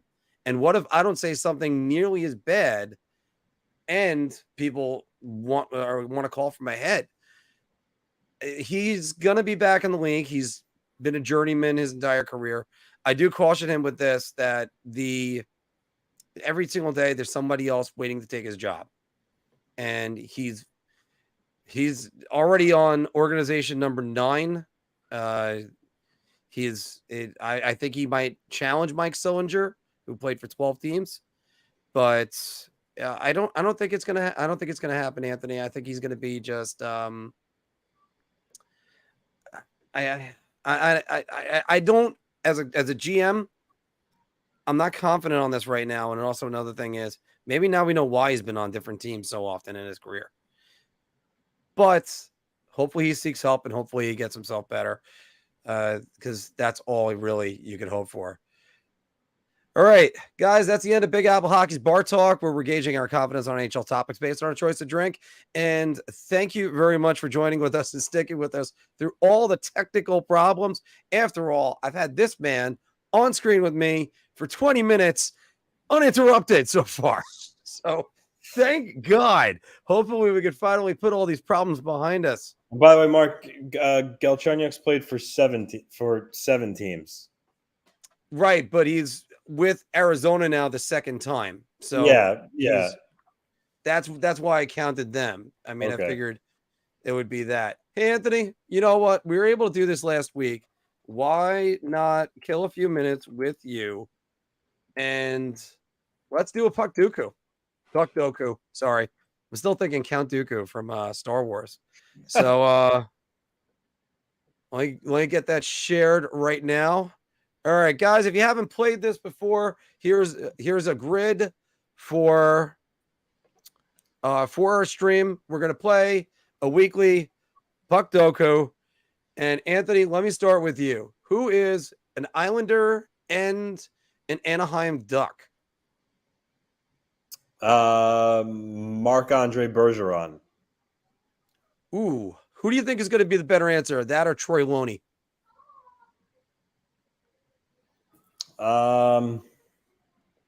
Let's go with Marc-Andre Bergeron. Probably Bergeron. I would say Bergeron over Troy Loney. Well, 0.8%. Wow, that's a good one, Anthony. Okay. Yep. New York Islander and Minnesota Wild. So if you want to go like easy, kind of right off the bat, like Mark Powers, Zach Parise, but how about Cliff Ronning if you want to try to get uniqueness? Cliff Ronning, I forgot he played for the Islanders. Yep. Oh my goodness, Cliff Ronning. Here we go, and boom, right there, 0.2%. By the way, I don't think Ty Ronning is still in the Rangers organization. Played for 5 teams in his career and included the New York Islanders. So again, you could do. Well, should we go back to Mike Sillinger? You could do Mike Sillinger. I did Michael Grabner. Michael Grabner, that's a good one. So yeah, let's get him in there. All right, Michael Grabner, 3%. All right, there we go. All right, Anthony, an Anaheim Duck and a Nashville Predator. First one that comes to mind is Paul Kariya. Yes. I will spoil this. That was a very high percentage. Yeah, it was like 45%. Yeah. Yeah. So let's think of another one. Another one. All right. Another one. Hold on, but let's skip along to this one. How about Nashville Predator and Minnesota Wild? So you know who came to mind the first time I did this? And you're going to be like, wow, how do you even – Sergei Krivokrasov. Wow. How do you remember Sergei Krivokrasov? I remember he played in the All-Star game, I think, in 1999. Wow, 0.5%, Anthony. That is amazing. Yeah. I still want to think of a better Predator and Duck, but we'll get to that one in a minute. So okay, played for 5 teams. I know Nino Niederreiter is on here. We could use him. Played for 5 teams, including Nashville. Who are you talking about? Which one are you doing right now? Right here. You could put him right here for. I did Nino Niederreiter right here. I did Mike Sillinger for that one. Mike Sillinger. Let's see if. But I think he's a popular answer. I did Mike Sillinger for the Islanders earlier. All right, so we'll go with this one. 6%. Yeah, not a lot of people remember him with the Nashville Predators. Okay, so let's go. Jason Arnott would have been a good one too. Jason Arnott would have been a good one. Yeah. Anthony, I'm going to go into NHL 94 and remember this guy. This was a guy that I had in here. It was Terry Yake for St. Louis and Anaheim. That's a good one. I went with Eric Brewer. Eric Brewer is a good one. Yep. Eric Brewer is a good one. He had actually the same percent as Yake, 0.4. Wow. Okay. See, you know what? I think I would think of Eric Brewer as a blue and a blue and an Oiler. That's what I would think of Eric Brewer as. Not even as a New York Islander, a blue and an Oiler. Yeah. So, yeah. Okay. You could have used Eric Brewer for the Islanders too, but Marc-Andre Bergeron, that's a hell of a one. All right. Now, I used Ryan Reeves on this earlier. It's 46%. We need a St. Louis Blue and a Minnesota Wild player. So may he rest in peace, but I went with Pavel Demitra. Oh, yeah. There he is. Yeah, unfortunately, that plane crashed years ago. 8% on that one. Yep. All right, so we have 2 left. We have I went with Chris Pronger right here. Played for 5 teams. That was probably a high percentage. I went with 8%. I went with Craig Janney. You know what? I wanted to go with Craig Janney so much. I want to see this percentage. Oh, yes. 0.2. Yep. All right, Anthony, because the reason why I have to laugh about this was I kept saying I did this when I was at my golf outing. Jay's throwing out some good one. Mike Van Ryn. That's a good one, too. Mike Van Ryn for the Blues. How about that one? All right. State of Survival. This is puckdoku.com. See the thing up there in the top corner. That's how you can get that one. All right. I want to figure out one better for Nashville and the Ducks, Anthony. There's definitely a guy we're missing. Yeah. I'm trying to think. Martin Erat never played for the Ducks. I thought about that just now, but then I realized he didn't play for Anaheim. Trying to think of those early year Predators, like just kind of like a random name that would be a good one. Yeah. Like and we're trying to do this all by memory, everybody. I'm not into like trying to Google and cheat. Try to rack the brain here. I mean, I'll Google if I want to like double check, if I want to be like, no, hey, that player played for that, and then they ended up not. Oh, David's saying Dan Ellis. You know, I wanted to say Dan Ellis. Ellis. Yeah, that's a good one. When did he play for Anaheim? He was going to be one of my guesses, but I can't remember him playing for Anaheim. It did happen though. You want to go for Dan Ellis? Chris T saying, did Yannick Perreault ever play for the Ducks? Yannick Perreault. Let's check that one real quick. There's definitely a name we're missing, guys. That's the only reason why we're holding up on this. Because we love doing these Puckdokus. Oh.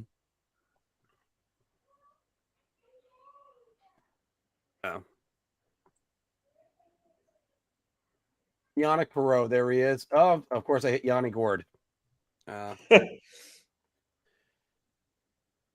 Perreault, that's going to be a name mentioned a lot in the next few years. Yannick Perreault never played for the Anaheim Ducks. Did play for Nashville only 1 year. There's a guy we're missing, Anthony. The guy we're missing. I know it. And it's not Paul Correa. Obviously, we could get Paul Correa. That's 46%. We're trying not to do that one. I'm tempted to. All right, you know what? Let's just wrap this up. Let's see who else we could get on there. But we'll throw in there Dan Ellis. Dan Ellis for 2%. That gives us a uniqueness score of 19%. Yeah, that's good. Oh, man. All right. Now, I love throwing out Troy Loney for a lot of these because Troy Loney was a guy who... And Mark, I have a... Let's, hold on. Bear with me. You're better with me. You're better than me with... So let's do another one. Let's do another one. Let's just... They're fun. I can only do one a day. No. Here's the trick. Open up a private browser. Like, private browser. Oh, when you okay. Go private browser, you could do it as many times because it doesn't store the info. All right. The one I'm using right now is Surfshark. Wait, private browser or VPN? Anthony went over there. All right, let's get on there. So log in. And of course my VPN isn't up there. So how do you do a private browser? I mean, I know how to do it. Like on Safari. Like you when you open up Safari, you hit like the bottom page button, and when at the bottom where it says like the amount of tabs, you select it, and then there's the hand private underneath. All right, I'm gonna try one real quick. Right now it's 7:49. Everybody, new incognito window. Yep. Let's try this one. All right, so we got. I'm gonna have a high noon tequila seltzer too while we do this last one because why not? You know what? How about that? I thought High Noon only made the vodka ones, and then the other day I saw the tequila one. I'm like, let me try it. Yeah, they just started doing that on there. Let me exit out of that. Okay, so we got a brand new one. So let's go with this. Now, by the way, this was my Ducks one. I keep going back to Troy Loney because after all, he was the first player to ever play for the Rangers and the Islanders in the same year. 3%. Okay. Anthony, what other names can we throw out here?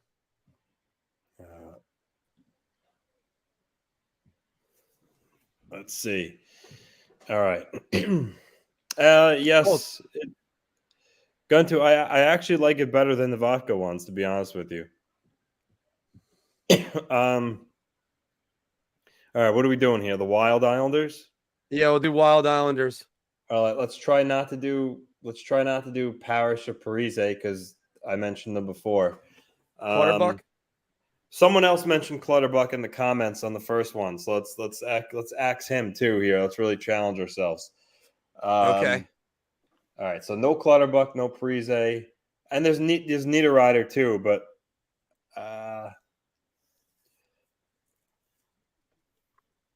let's see. Riveting streaming right now. Yeah, it's good. I know. I see Richard Park there. I know. We could use Richard Park. I just want to try to see if Richard Park's a great one. Yeah, Richard Park is a good one. I'd be shocked if Richard Park is over 5%. Got one. Who do you got? Dwayne Rollison. By the way, I forgot his name yesterday. DW, not DU. There he is. Because we were talking about 2%, Anthony. Good call. Now, we were talking yesterday about goaltenders traded at the deadline, and I was like, the last one that really made a difference was Dwayne Rollison. Got the Oilers to a Stanley Cup final. I actually thought it was Wade Flaherty or Wade Duplitz for a minute. I forgot completely who the hell it was. That's how insignificant Dwayne Rollison's been. All right. 5+ teams in their NHL career, and they played on the New York Islanders at one point. I don't think it's Marc Bergevin. I don't think he played for enough teams. The Islanders?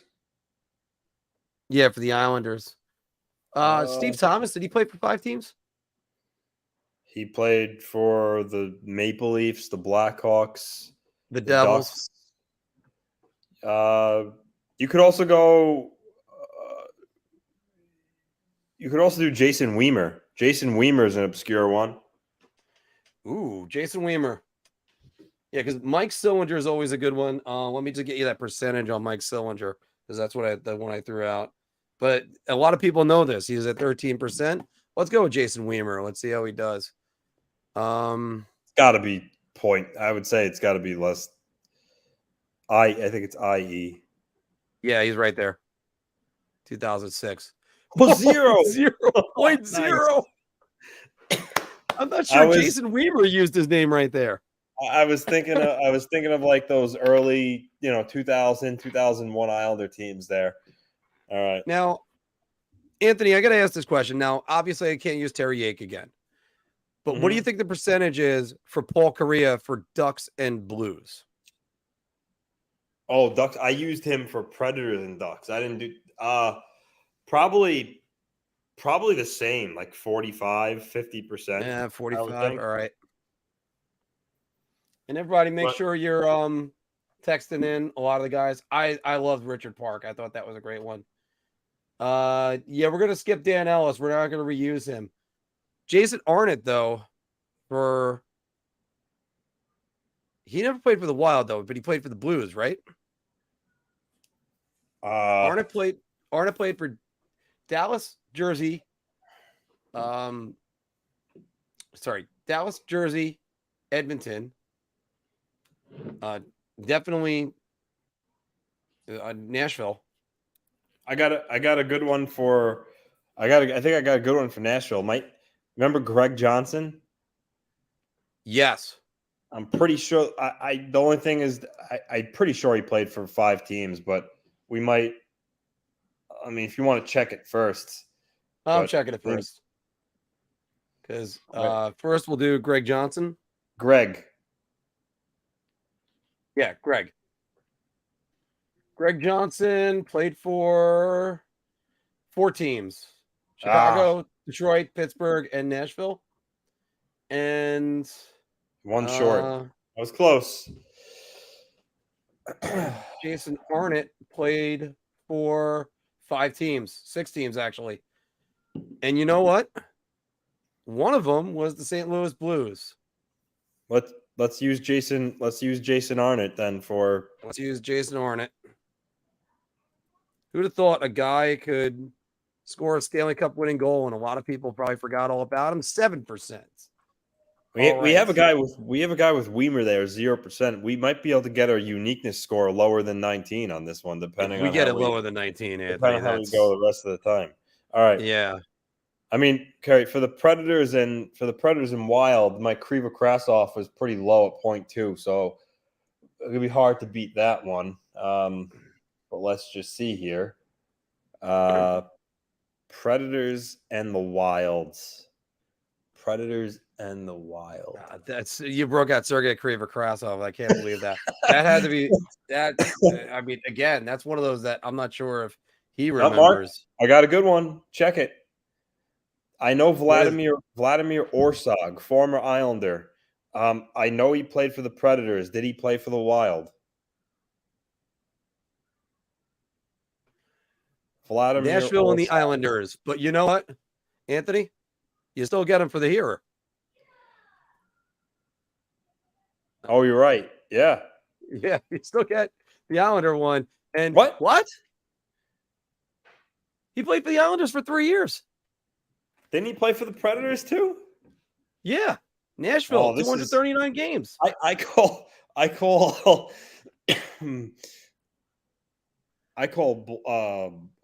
bullshit here. Yeah, I gotta go right on there with yeah. I almost want to spend another one. Hold on. Let me. That's weird. I'm pretty sure I thought he played for Nashville. He did. I'm looking at his hockey DB right now, or his hockey his hockey reference channel. He played 34 games with the Islanders and 239 games with the Predators, scoring 105 points. And you know what's even funnier, Anthony? Watch this one. Vladimir Orsog. Hold on. They're not giving him. Oh, you dumbass. Everybody sees it, right? Oh, wait. Andrew's saying that's Nashville Anaheim, not Nashville Islanders. Yeah, I know. That's what I said. I realized what I did. Oh, all right. All right. Well, let me fix this real quick, everybody. We'll just continue right where we left off. Do one. We're gonna finish this one, and get these guys on there. Refresh the page because now you only have 3 shots left. Not gonna be able to complete it. Yeah. So just remember X out of it. Remember who we already did, and then go back in, and we'll. Everybody, thanks for dealing with me on that one. New incognito window. So this isn't the one that I'm going to put on Twitter though, but okay. And now that I looked, Orsog, we wouldn't have been able to use him for the Wild because he did not play for the Wild. So I was. He didn't play for the Wild. I got excited and. Yeah, Nashville. I can't believe there's still Jason Weimer. All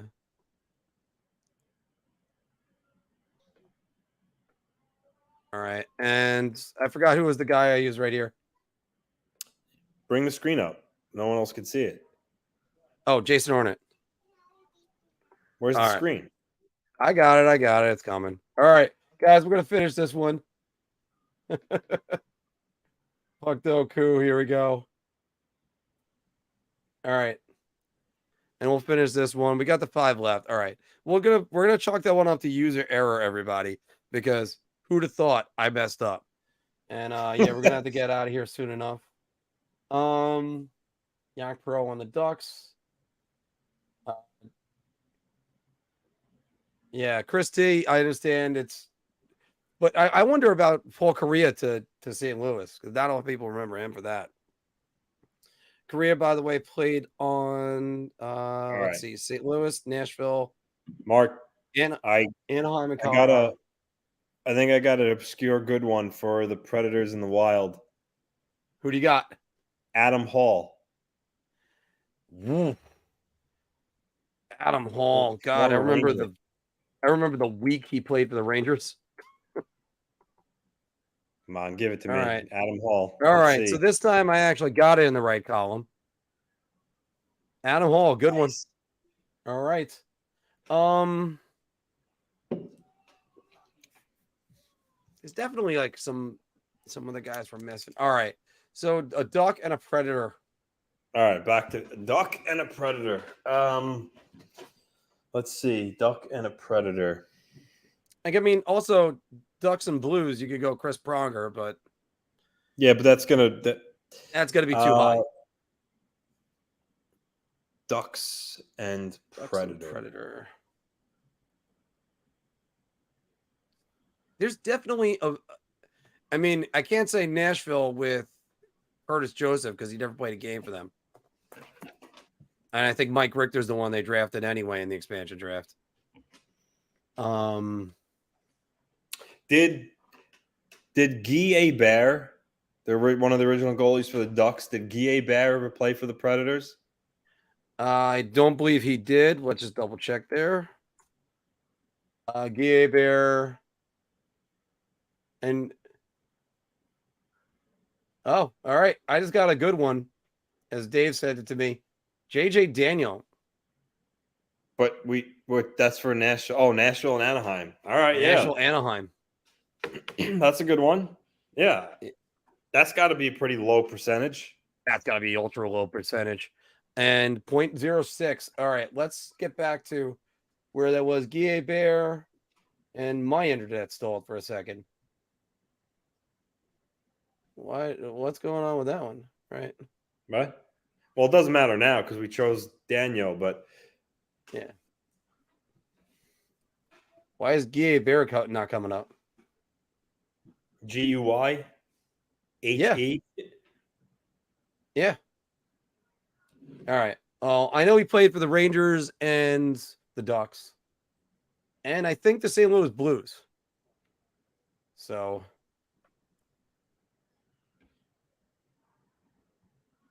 anyway, let's think of another one. Yeah, Oh, because I had an extra letter in there. It doesn't matter. He never played for Nashville. I looked it up. No, he only played for the Blues and the Ducks. So the Blues and the Ducks. Actually, by the way, what do you think about the number right here? What? Think he'd be pretty obscure? Who? Hebert. Why are you still talking about him? He didn't. It's not right. But he played for the Ducks and the Blues. No, he played for the Blues? Yeah, first 2 years of his career. Oh, yeah. All right. So that might right. 1%. Nice. No, I actually knew that offhand, by the way. Blues and with Wild that one instead of the other one. All right. Let's get these next two, and then we'll figure out from there. Blues and Wild? Blues. And the Wild. Blues and Wild. Blues and Wild. Cam Talbot never played for the Blues. Did Eric Weinrich ever play for the Wild? I don't think he did. I don't think he did.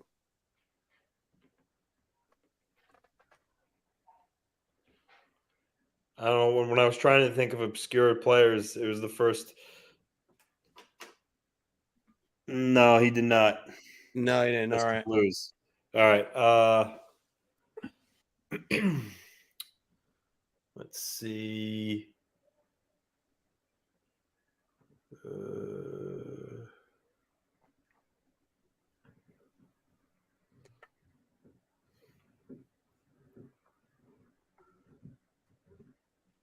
All right, let's go. We'll go back to the comment section. Let's see what we got right here. Danny Heatley did not play for the Blues, unfortunately. State. Control Shift N. Oh, Mike. By the way, Mike, thank you.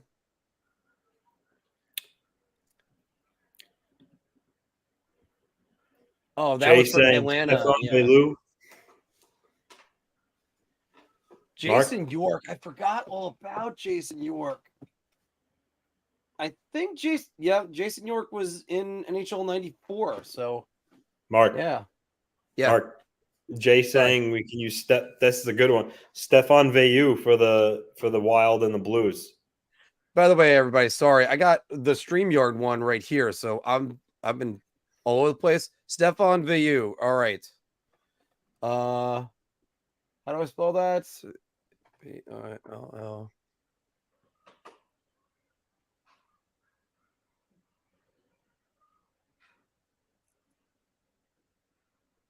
There you go. There you go. Let's see this one.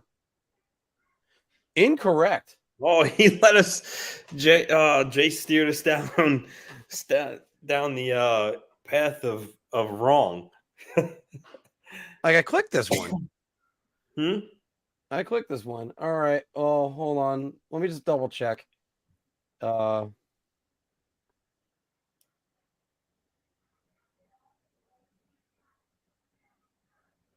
Veilleux and Stefan Veilleux. Nope, never played for Minnesota. Sorry, never played for anybody but the Devils and Tampa Bay. Minnesota his entire time. Oof. All right. But it's funny. It sounded right though when I saw it. So it did sound so right. Because the name. Oh, he played for the Wild, so that's why I was like. All right, let's finish this one. Played for 5 teams in his career, including the Blues. Jeff Courtnall or Russ Courtnall? I think Jeff played for them too in '95. Jeff played for Vancouver. All right, let's go with the Courtnall. I'm gonna put in Courtnall, and we'll figure out which one. Russ never played for Russ? It's Jeff. Yeah, Russ never played for St. Louis. It's Jeff. Jeff Courtnall is correct, and our uniqueness of 110 could have been a little bit better. I mean, James Neal has always been there. David Perron's always a good one. These are some of the popular answers. Wow. And I still never went back to Ryan Suter. I forgot all about Sean Hill. Or St. Louis, Minnesota. Yeah. Hal Gill's another one that I got to think about. He's been everywhere, and he was on Nashville for years. Chris Pronger, 27% right there. All right. So we're going to X out of that. Guys, it is 8:08 right now. I'm going to start. Oh, you know what? Jay Lewis, that was a good one. Nick Bonino.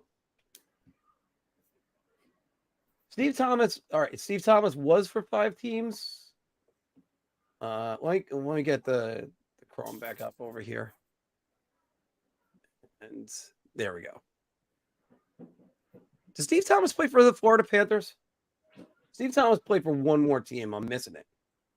Pissing me Ducks. No, Detroit Red Wings. Yeah, he played for the Blackhawks, Ducks, Maple Leafs, Islanders. He played for Blackhawks, Ducks, Blackhawks, Leafs, Islanders, Ducks, Devils, and Detroit. So there you go, 6 teams. I knew there was a team I missed. It's like Alexei Kovalev. Alexei Kovalev played a year with the Panthers and I think a couple years with the Ottawa Senators. So do you remember? Do you remember Andrei Kovalenko? Yes, Andrei Kovalenko. How many teams did he play for that you could think of right off the top of your head? Canadians, Nordiques. Yeah. The Nordiques and the Avalanche count as one, so I would say yeah. He played for like a handful of teams. I want to say,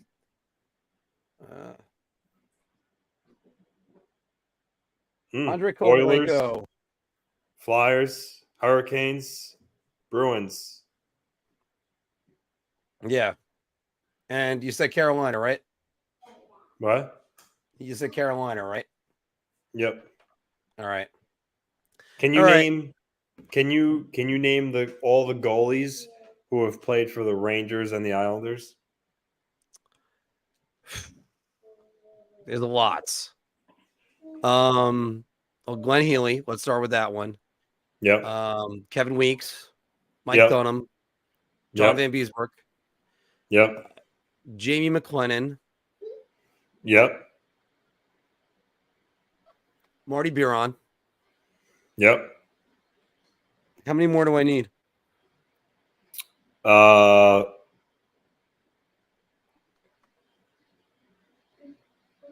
you counting Montoya? I am not counting Al Montoya. He never played a game for the Rangers. Okay, so Aaron Asher, by the way, a great answer for all these. Played in every team in the Metro Division. Yarrow. Yarrow Halak, obviously. The most recent one, Yarrow Halak. Yeah. I'm missing somebody else. You are. And now I'm I already said Valaket, right? You did say Valaket, yeah. I did say Valaket. Okay.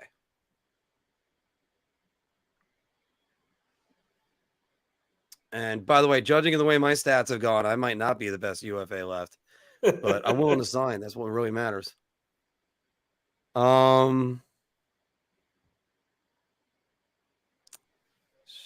the way, you guys did great with this. Matt Irwin, talking to Predator. I don't think Manny Legacy played for both. Who? Manny Legacy. I don't think he played for. He don't. The Rangers. No. I'm still a little bit back on this. Francisco Alvarez, another RBI. Dunham, Heatley, Weeks, Glennon, Biron, Halak. All right, these are all the people I've named. We're going to start the song in a minute, everybody, because it's time to go get dinner. And I'll get the audio version of this printed up later or maybe even tomorrow. How many? All right, Ant, give me the rest of them because I'm missing some and I just need to get a move on. That's what I'm trying to look down myself because I feel like there is someone we're forgetting, and this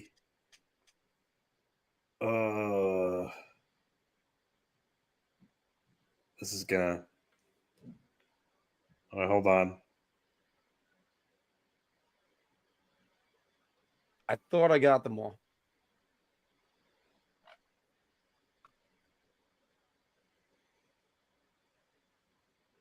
Yeah, all right. You are Chad Johnson. Chad Johnson, damn it. I remember Chad Johnson when they were trying to make the playoffs the year that he was there. Phil and I actually did this, I think, last week. And I forgot Chad Johnson. Yeah.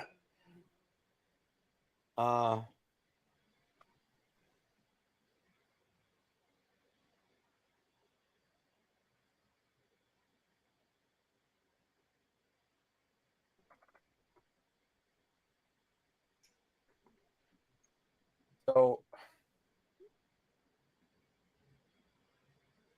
there's another one. What do you got?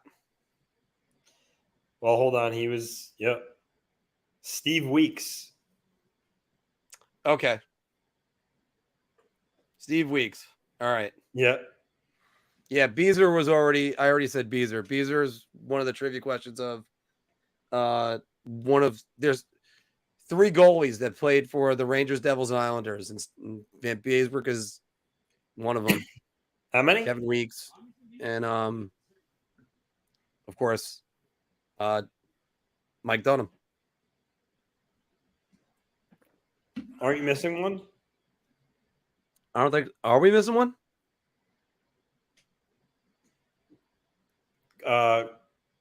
Chris Terrari? Never played for the Rangers. Oh, just Islanders and Devils. Yeah. So, how do you feel about that? That he never played for the Rangers? Pretty good. Rangers goaltending was great back then. Chris Terreri played pretty well with San Jose after he left the Devils, but about it. All right. And I'm going to wrap this one up because I got dinner to go get. Everybody, we've got a whole lot of technical difficulties, but like I said, it is great not having to worry about those right now. Yeah, rebounded. Yeah, you rebounded well, Ant. Yeah. That's what matters. And speaking about which, the 15 you're watching, Pandolfo never played for the Rangers. No, he never did. Never did. Played for the Islanders, and I don't think he played for the Islanders and Devils. Mike Motto played for the Rangers, Islanders, and Devils. Michael Grabner played for them. We did this last week. Anthony, if you could get this, hopefully you can still hear me. But anyway, there's a lot of guys that played for Rangers, Islanders, and Devils. Only about 13, I think. I think it might be 10.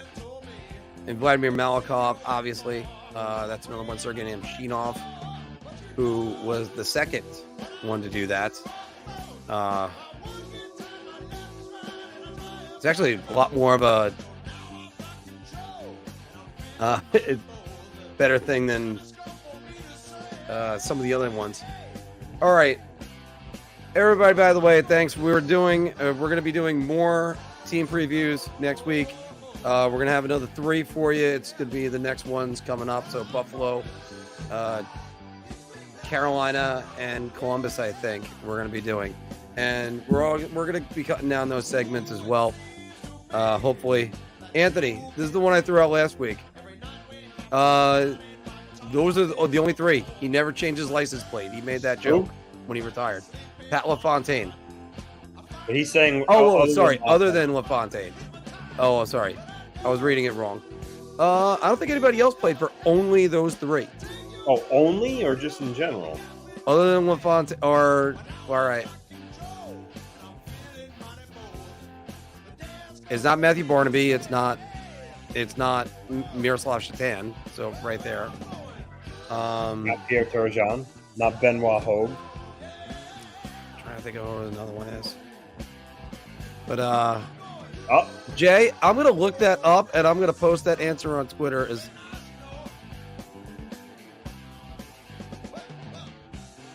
I love Jason Daw. That's the reason why.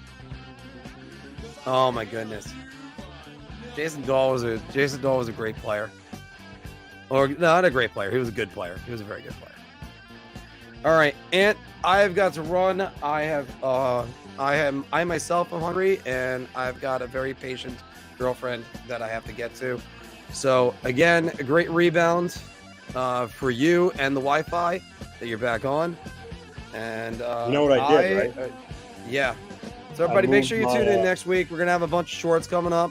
Keep sharing us, keep recommending us, and let's keep this thing growing. We're over 10,000 right now. We're at 10,000, I think 355 right now. So hopefully get some more in there.